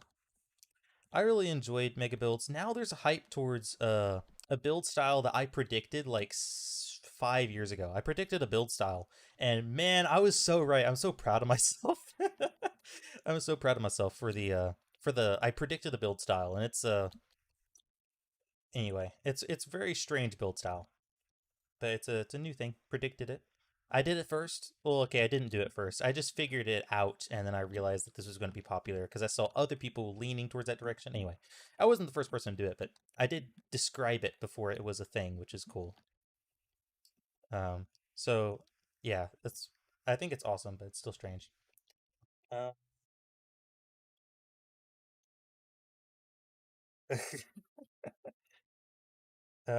so your comment just got held for review, Super Sidekin. Me, how can I? There we go. I pressed show because I don't care. Anyway, the this map. Gotta figure this part out. Okay. Or keep track. Actually, yeah, this is some good inspiration for some YouTube videos. Oh no. The main question though, which I want to see what you guys think. Because actually I think I could clickbait it. I think I could clickbait it. So my question was, what would be a good effective way of talking about the subjects that on YouTube, about the subjects I mentioned? Like, we had a storage thing. So memory in Minecraft, right? And what would be a good way of yeah, what would be a good way of describing that in a YouTube video? And then there's also the one with the Reddit one would be easy. It'd be just as easy as how I got 5,000 likes on Reddit, right? Like that would be a pretty decent clickbait. Because 5,000 likes upvotes on Reddit is actually surprisingly hard. And that'd be a really interesting video. I just need to figure out how to actually make it a good video. That's the hard part. Um, because the title of that one's not that bad. Mainly the storage one we were talking about earlier. I thought that was a really interesting topic. Like, getting into the sort of the nitty gritty of some of the redstone stuff, like storage, like what I was talking about, and random number generators. I don't know how I would make that clickbaity. Not really clickbaity, but how I would get people to watch the video who would enjoy it. Because there's so many people that would enjoy the video, but the video title makes it sound boring, right? So, um, um, well, the thing being that it should be a tutorial. It should be an effective tutorial, but it should be also entertaining so that people who don't realize they want to know about it will also watch it. Because it is a subject that is interesting enough that I think a large majority of Minecraft viewers would want to watch it. I think a lot of people would find it interesting, right? Like, what are the links that Redstoners will go to try to stuff information into the game? It's sort of like how speedrunners do their stuff, like the links that speedrunners will go to optimize the game. In the same way, Redstoners do it. And I think it's something that, just like speedrunning, can be entertaining for the masses, not just technical Minecraft Redstone nerds. I think it's something everyone could enjoy, but the how to make it enjoyable is the completely different question, because with speedrunning, there's movement, right? You see them moving, and that is entertaining on its own. I'm not entirely sure how to make Redstone, which is not very visual, entertaining. Let's see. How to make your own randomizer in Minecraft. And wrote them into a whole number storage lecture as an expansion. I think, okay, let me think what would be effective title and see. I think an effective title for that kind of thing would be, let me think really hard on this. How, ooh, okay. How, some type of simple, how a simple problem turned into a huge mess, or how a simple problem turned into a complex something, right? How something simple turned into something huge, basically. Um, I don't think it should be a tutorial. I think it should be something. I think it should. No, I think it should be a tutorial, but it should also work as an entertaining video. Because I'm trying to do both. Because there's a lot of people that would learn a lot from it, but don't realize they would learn from it. And I want to make sure they watch it too. Like I don't want it to, because here's the thing about the tutorials. Um Here's the thing about tutorials. And this is something I had to learn. I started my YouTube channel and I did not care how popular I got. I did not care, and I still don't really care how popular I get on YouTube. And the problem being is that all I wanted to do was teach people how to do things more effectively, how to build, how to do redstone, or how to do anything in Minecraft better, right? I wanted to teach people as I learned, right? So it's a teaching channel. The problem is I'm teaching people and I'm teaching them the most effective way I know how and giving them as much information as people can hold, right? My YouTube videos are almost always too much information, just like how I am right now. Like it's giving you guys a lot of information. However, because I don't care about popularity, that means I'm not helping people.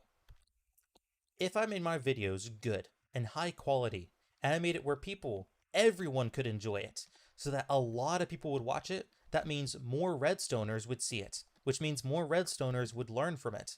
So the better I make my video, the more people that see my video, the better I get at YouTube, the more people I can teach, and the more people I can help. If I don't try to make my videos popular, if I don't try to make them as good as possible, then I'm not helping the people I say I'm trying to help. I'm not trying to teach people. In that case, all I'm doing is recording the videos for myself.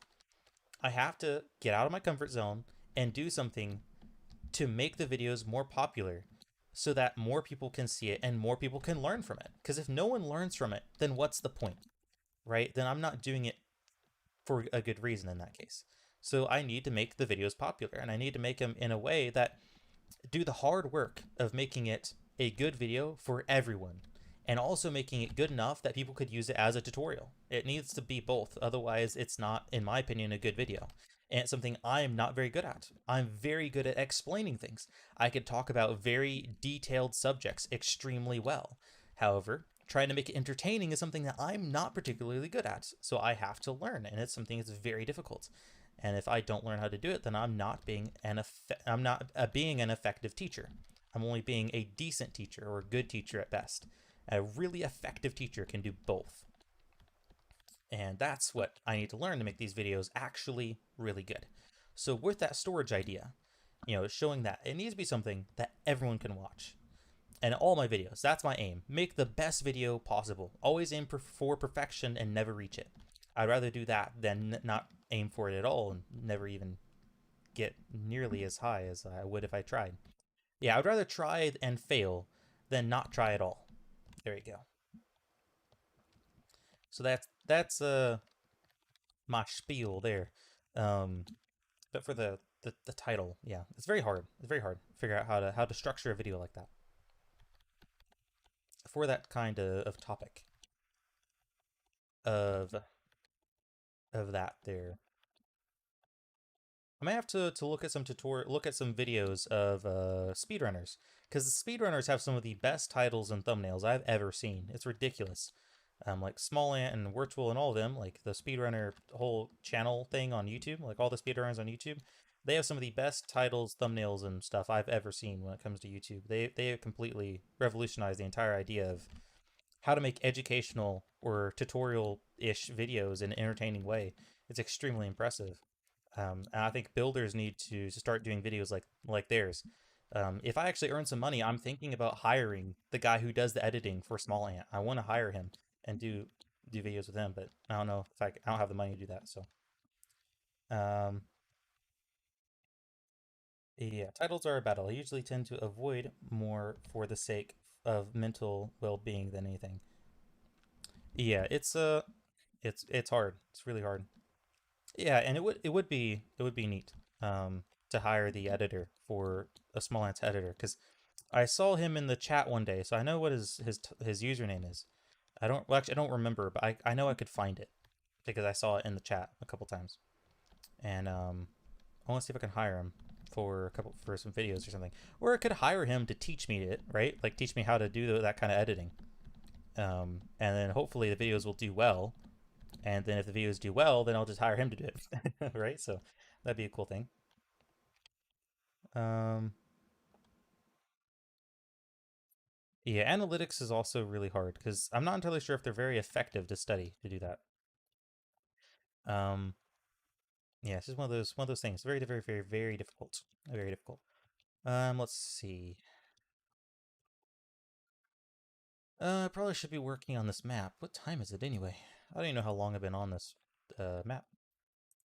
It's 7:19. Goodness gracious.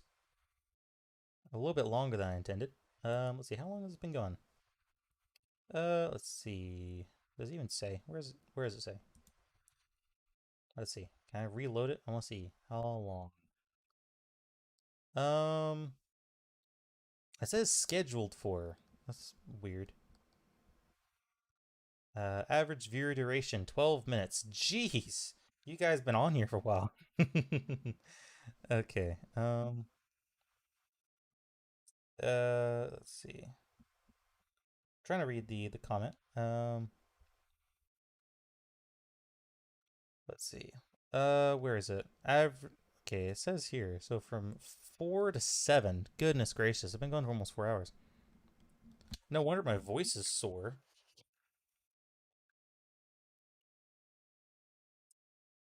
I mean, goodness gracious, yeah, yeah. This yeah,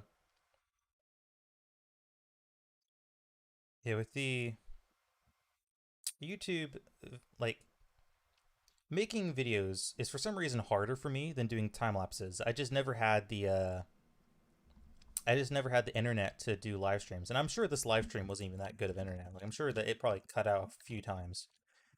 So it's one of those things there. I gotta check out these billboards while I'm at it. On here. These billboards are also really cool.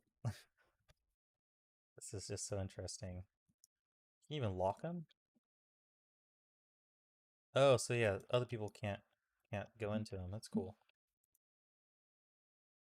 Yeah, I really need to do more YouTube videos really badly. Um, that's one reason I did the live stream because I've been so busy. Which, speaking of that, was this is something I need to do anyway. I need to think about. And since you guys are here and I've captured your attention, right? Yeah, yeah. Okay. Anyway, then I might as well ask you guys another question. Um, okay. Good thing the bitrate hasn't been too bad. The bitrate typically is horrid, most of the time. Okay. So let's see here. Um, so I've been trying to figure out how to make content for Blip. Now, many of you guys may not know what that is because YouTube doesn't know how to promote Blip. So Blip is a OTMC kind of thing. An OTMC is OBJ to Minecraft. So what that means for those of you who don't know, which we'll just go through this real quick. Let me go to Sketchfab. So if I go to Sketchfab, right? If I go to here, and I not post. If I go to here, I could look up different things, right? So if I go to this here, this bird, this is a pretty cool 3D model. It's of a bird. It's standing on the stand. It's pretty neat, right? This is pretty cool 3D model. Well, I can use Blip, a tool that I made. A part of the tool is OBJ to MC. And what that means is I can take this 3D model and I can convert it or make my own 3D models. Anything that's a 3D model, pretty much. I can convert it into Minecraft and build huge things in game. A good example of that would be something that's already in game. The Among Us and the Pokemon over there were actually built using this tool. Let me get all the way over there.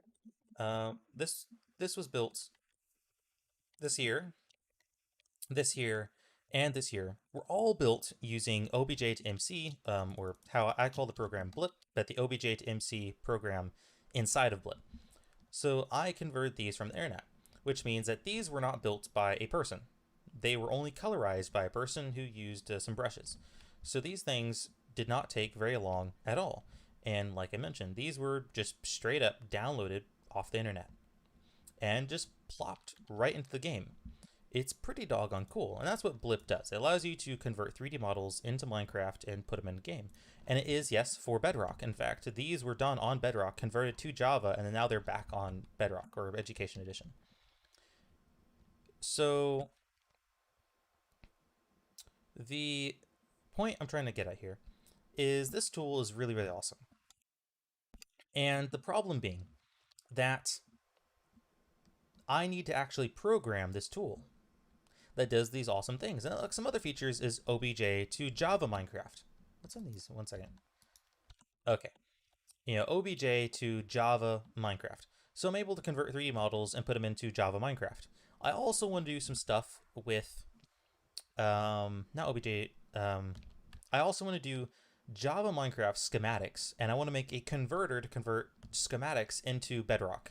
So I want to be able to take 3D models from from Java, and not 3D models. I want to be able to take schematics from Java and convert them to Bedrock.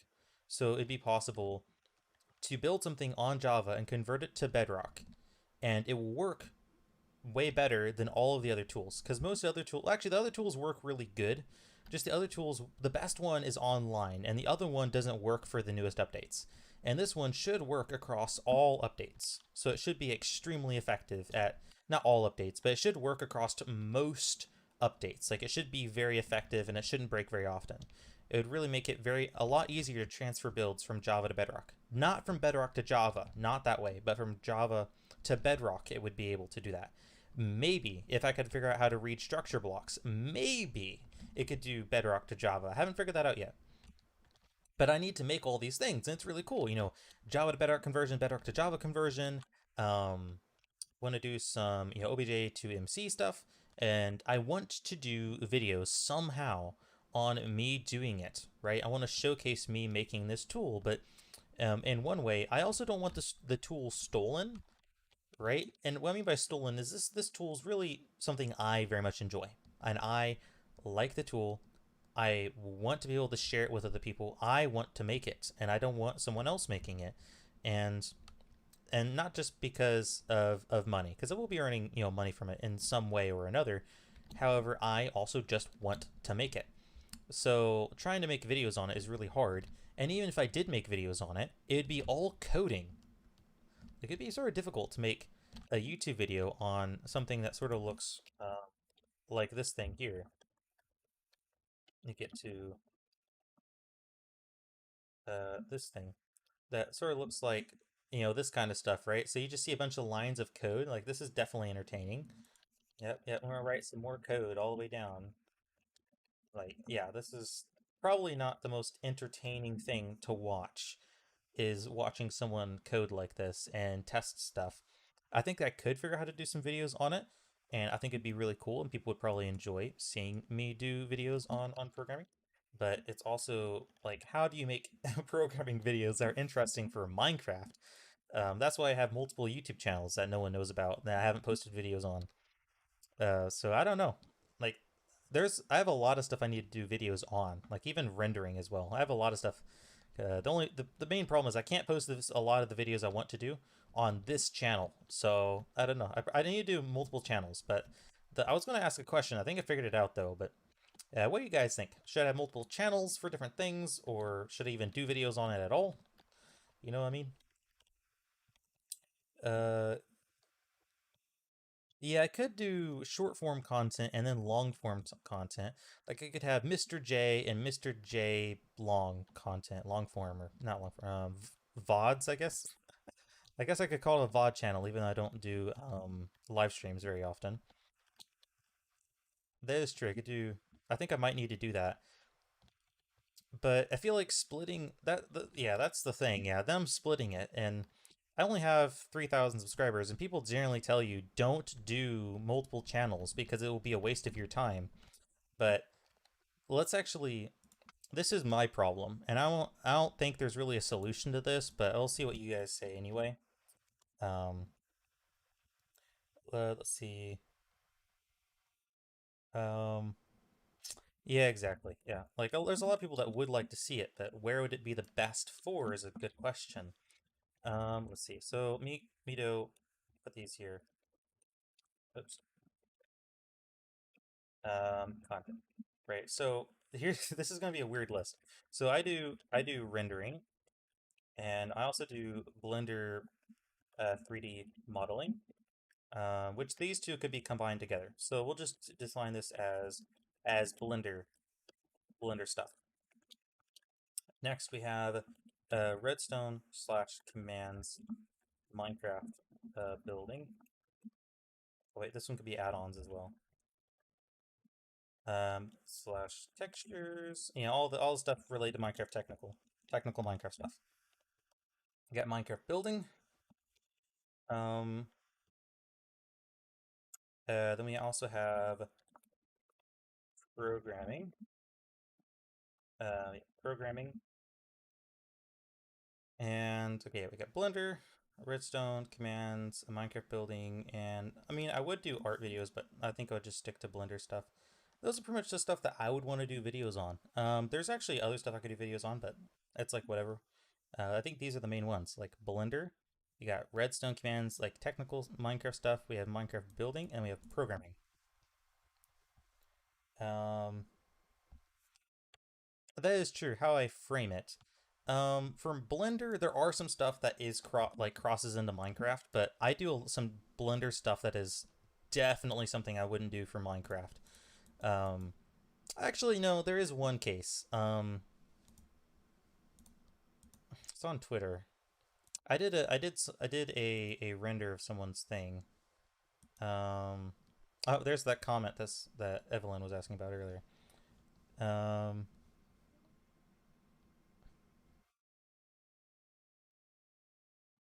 that is true. I don't remember where it was. I don't remember. Do not remember what the guy's name was for some reason. I did a render for someone that I used a specific rendering engine, and it actually works really good for interior renders, and that would be very good for a Minecraft thing. But a lot of stuff like I mentioned, a lot of stuff I do in Blender, I'm not entirely sure because I like doing tutorials. One reason I like doing tutorials is because I learn a lot. Like I learn a lot. So whenever I'm doing stuff, in when so I yeah, one second, let me figure out how to word this.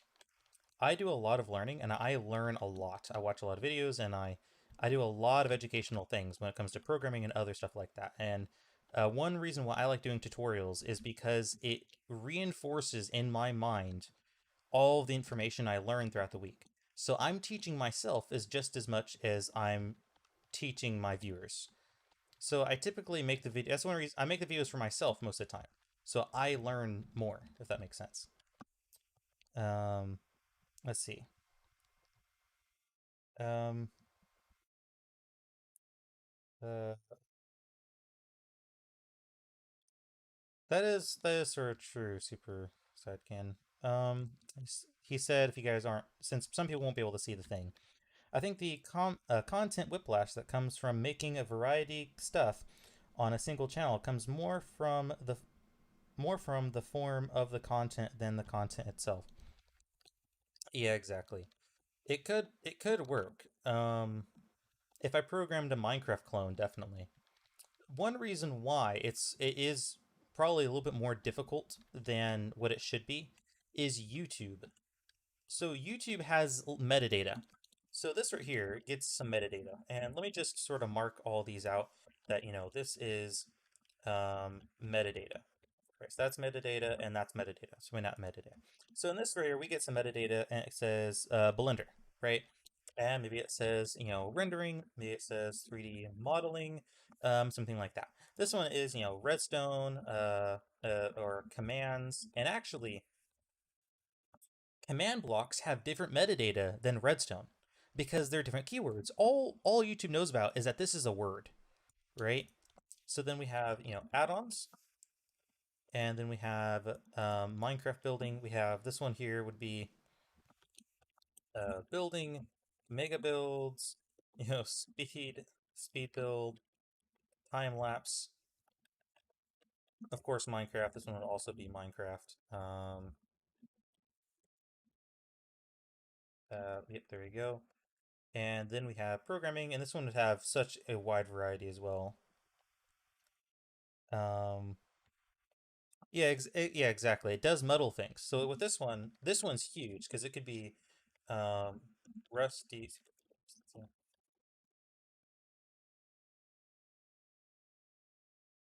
Um,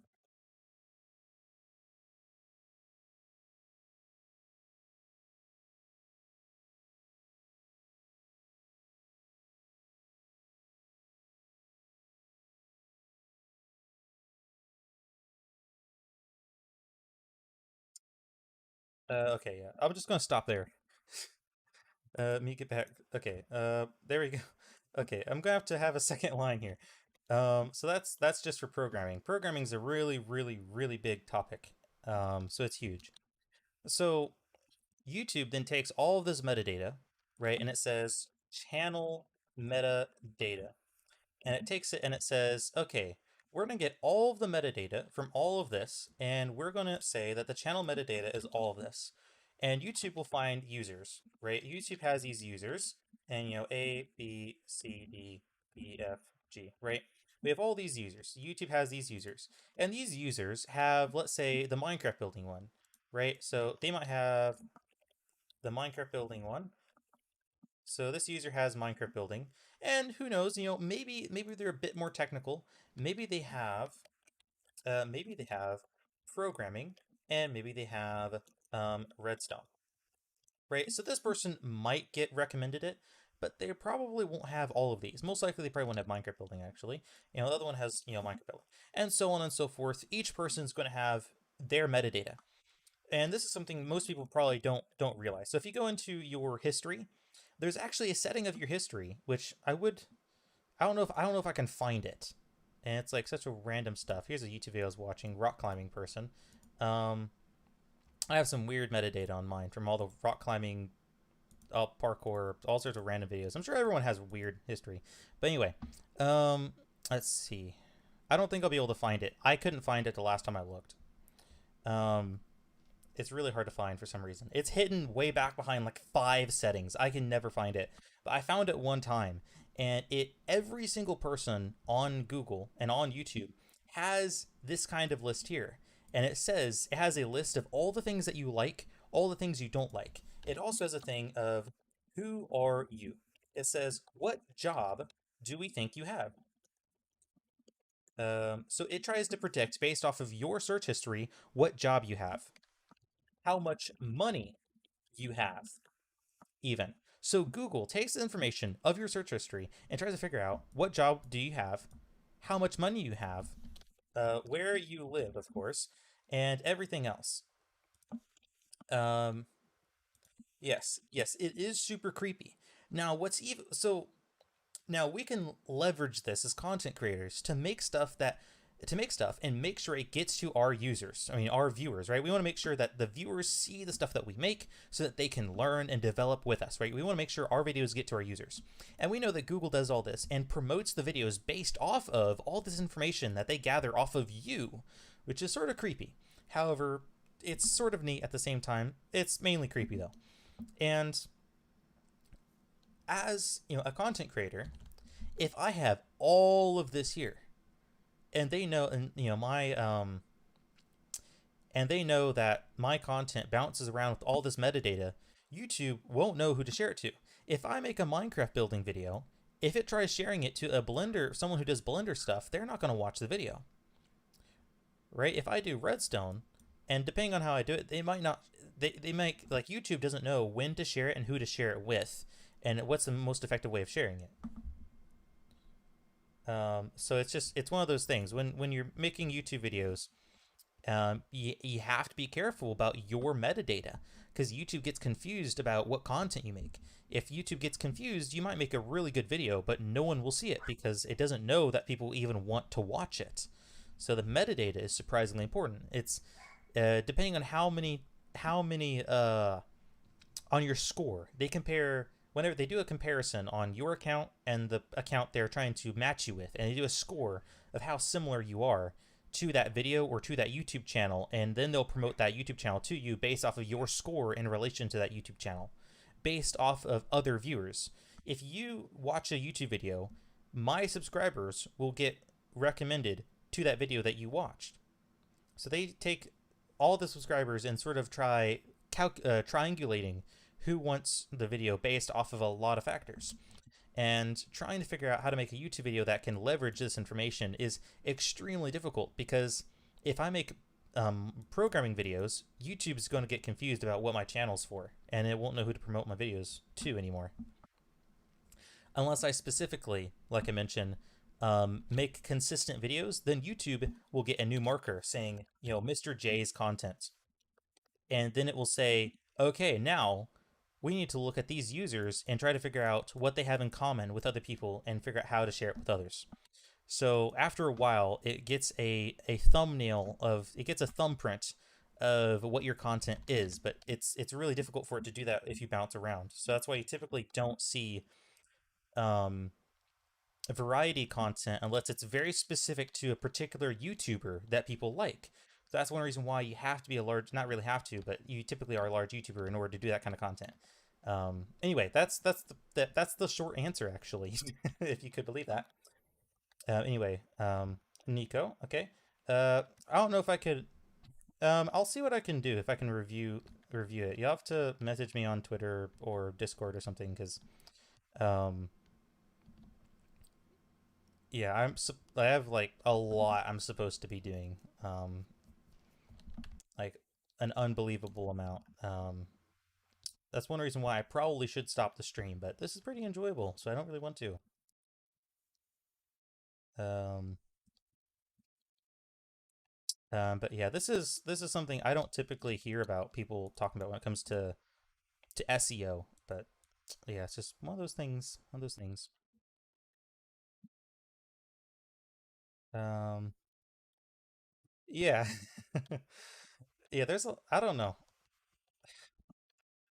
When it comes to videos that are on the topic, I'm actually surprised that I haven't seen very many things on that subject. I just sort of figured it out because I think it's mainly because of my coding background. Whenever I see information that Google has on me, because I found a page that had all the information on me, right? I saw that page and I knew that, well, Google has that page. If Google has that page, then YouTube has access to it. YouTube is using it. If YouTube's using it, what is it using it for? And if you just keep asking those questions, you end up figuring out pretty closely to what it probably is doing. And I've studied a little bit machine learning because I want to do some machine learning and stuff like that with the Minecraft builds. Yes, I do want to do that. I want to do machine learning inside of Minecraft builds and AIs and stuff inside of Minecraft, building for me. But anyway, that's for another time.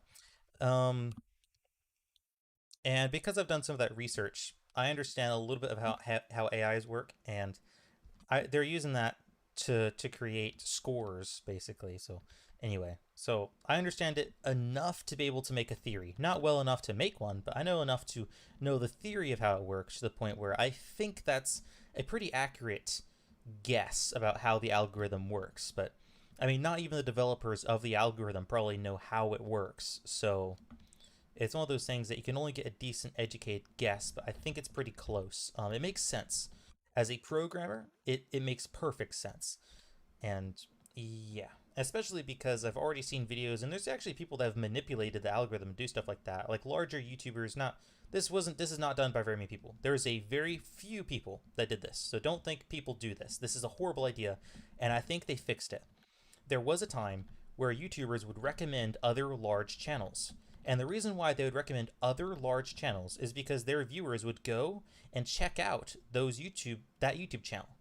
And if they have 1 million subscribers and the other person has 1 million subscribers, and let's say a pretty, an okay amount of their subscribers goes and checks out that YouTuber, right? Those subscribers go and watch the videos. And if they know that the people are going to like those videos and they're genuinely sharing, videos that they know that those people will like and they will watch the videos, then YouTube, all of a sudden, they just gave YouTube so much information. And YouTube all of a sudden spikes and goes, oh look there. There's a bunch of information here that we never had before. And because it has it, it then goes overboard. So then YouTube takes, if 10,000 people went and watched those people's video, the person who has 1 million subscribers, YouTube all of a sudden is like, yes, we need to share it with that person's subscribers. So if you have a person with 1 million subscribers, share someone else's video that also has 1 million subscribers, and if their subscribers go and watch those videos, and if they enjoy it, and if they actually watch the videos, which sounds like a bunch of ifs, but if you know that's going to happen and you share it, then YouTube will take however many, they will share your content with that person's subscribers.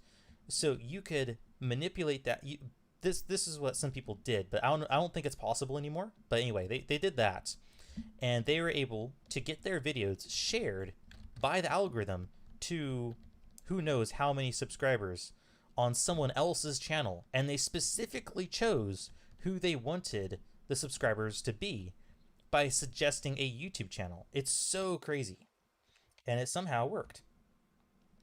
Um, yeah, especially with a pool of 1 million people. That's the thing. You can't do it unless you have a large amount of people, because YouTube needs to get a large amount of information all of a sudden and realize that they missed something, and then it shares it. So it's manipulating the algorithm, but at the same time, you're doing exactly what it wants you to do in a way, because it wants information and it wants to share your videos. It wants your videos to go viral, especially if you have ads on. If you have ads on, it wants your videos to go viral, because if your videos do well, then it gets money. So they want people to watch as many ads as possible. So, I mean, if you give it more information, the algorithm's going to be happy, right? It's going to be like, yes, we're going to share this everywhere. As long as you can get it to be happy and to earning money, it will share your video. It's like, that's pretty obvious when it comes to algorithm. That's what it's trying to do. It's maximizing money. So that's what the algorithm is trying to do. It's not maximizing views, it's maximizing money. So that is the goal. How can we get the maximum amount of money with information we have by suggesting videos alone? And it makes a lot of sense that that is how it would work, and it would be possible to manipulate it because it's so aggressive, because it's trying to maximize money. So if you know of some way to make it earn money, it will be very happy with you pretty much. Like, it's sort of obvious. The best thing about it, though, about that sort of perspective on it, is it can be a good thing because, of course, if you're maximizing the algorithm's money, typically you're getting the videos to people who enjoy it because they measure enjoyment and they measure the amount of money they get based off of how long you're watching the video and how many ads you watch, right? So if you're watching more ads by watching, the video for longer and watching more videos by a person, then you just gave someone you know, then it helps that person find the content they want. You get the subscribers that your channel deserves because those subscribers do want to be subscribed to your channel. They subscribed on their own free will, right? So it's just their algorithm isn't effective. So it's just one of those things that if you know how to manipulate it, it's not really at that point manipulating. You're helping it out. You're giving the information that it needs. And in one way, if you're doing it for manipulation, then it's bad. If you're doing it because you want your videos to get out there in order to share the content with people, to share the information, to help people get better at building, if you have actually decent reason for wanting it, and you're not doing it strictly just to manipulate it for views and for your own self benefit, which even then, because of how it's designed, because it's a capitalist design, capitalism at its best, that's what it does. It encourages people to make something that will help others. So the videos that do the best are the ones that help other people and do really, really good because they help other people. So that kind of system does encourage jerks to actually help others, because if you help other people, people will watch your video, and if they watch your video, then you're going to get the money. So I mean, I guess even if you're trying to manipulate the system, you're still going to end up helping other people by sharing content that they enjoy and bringing a smile to their face, or helping them with a tutorial. So I'm not even sure if, like, it's not a good reason to do it, but I mean, if people are going to do it, at least it's forcing them to do something sort of productive.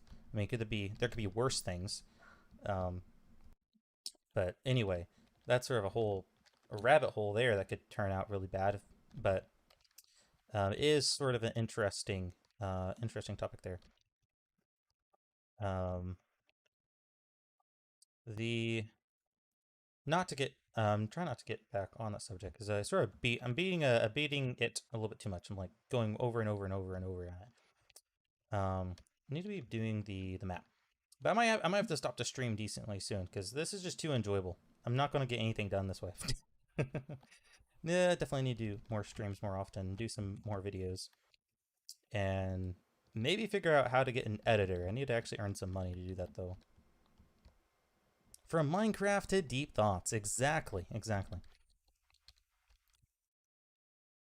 So well thought out deep thoughts. I think almost everything I say has I've thought about it before. I typically think about things way too thoroughly. So at least you're getting at least well thought out information, even if it's not correct. At least it's well thought out, which is better than not knowing if it's like not knowing anything about it.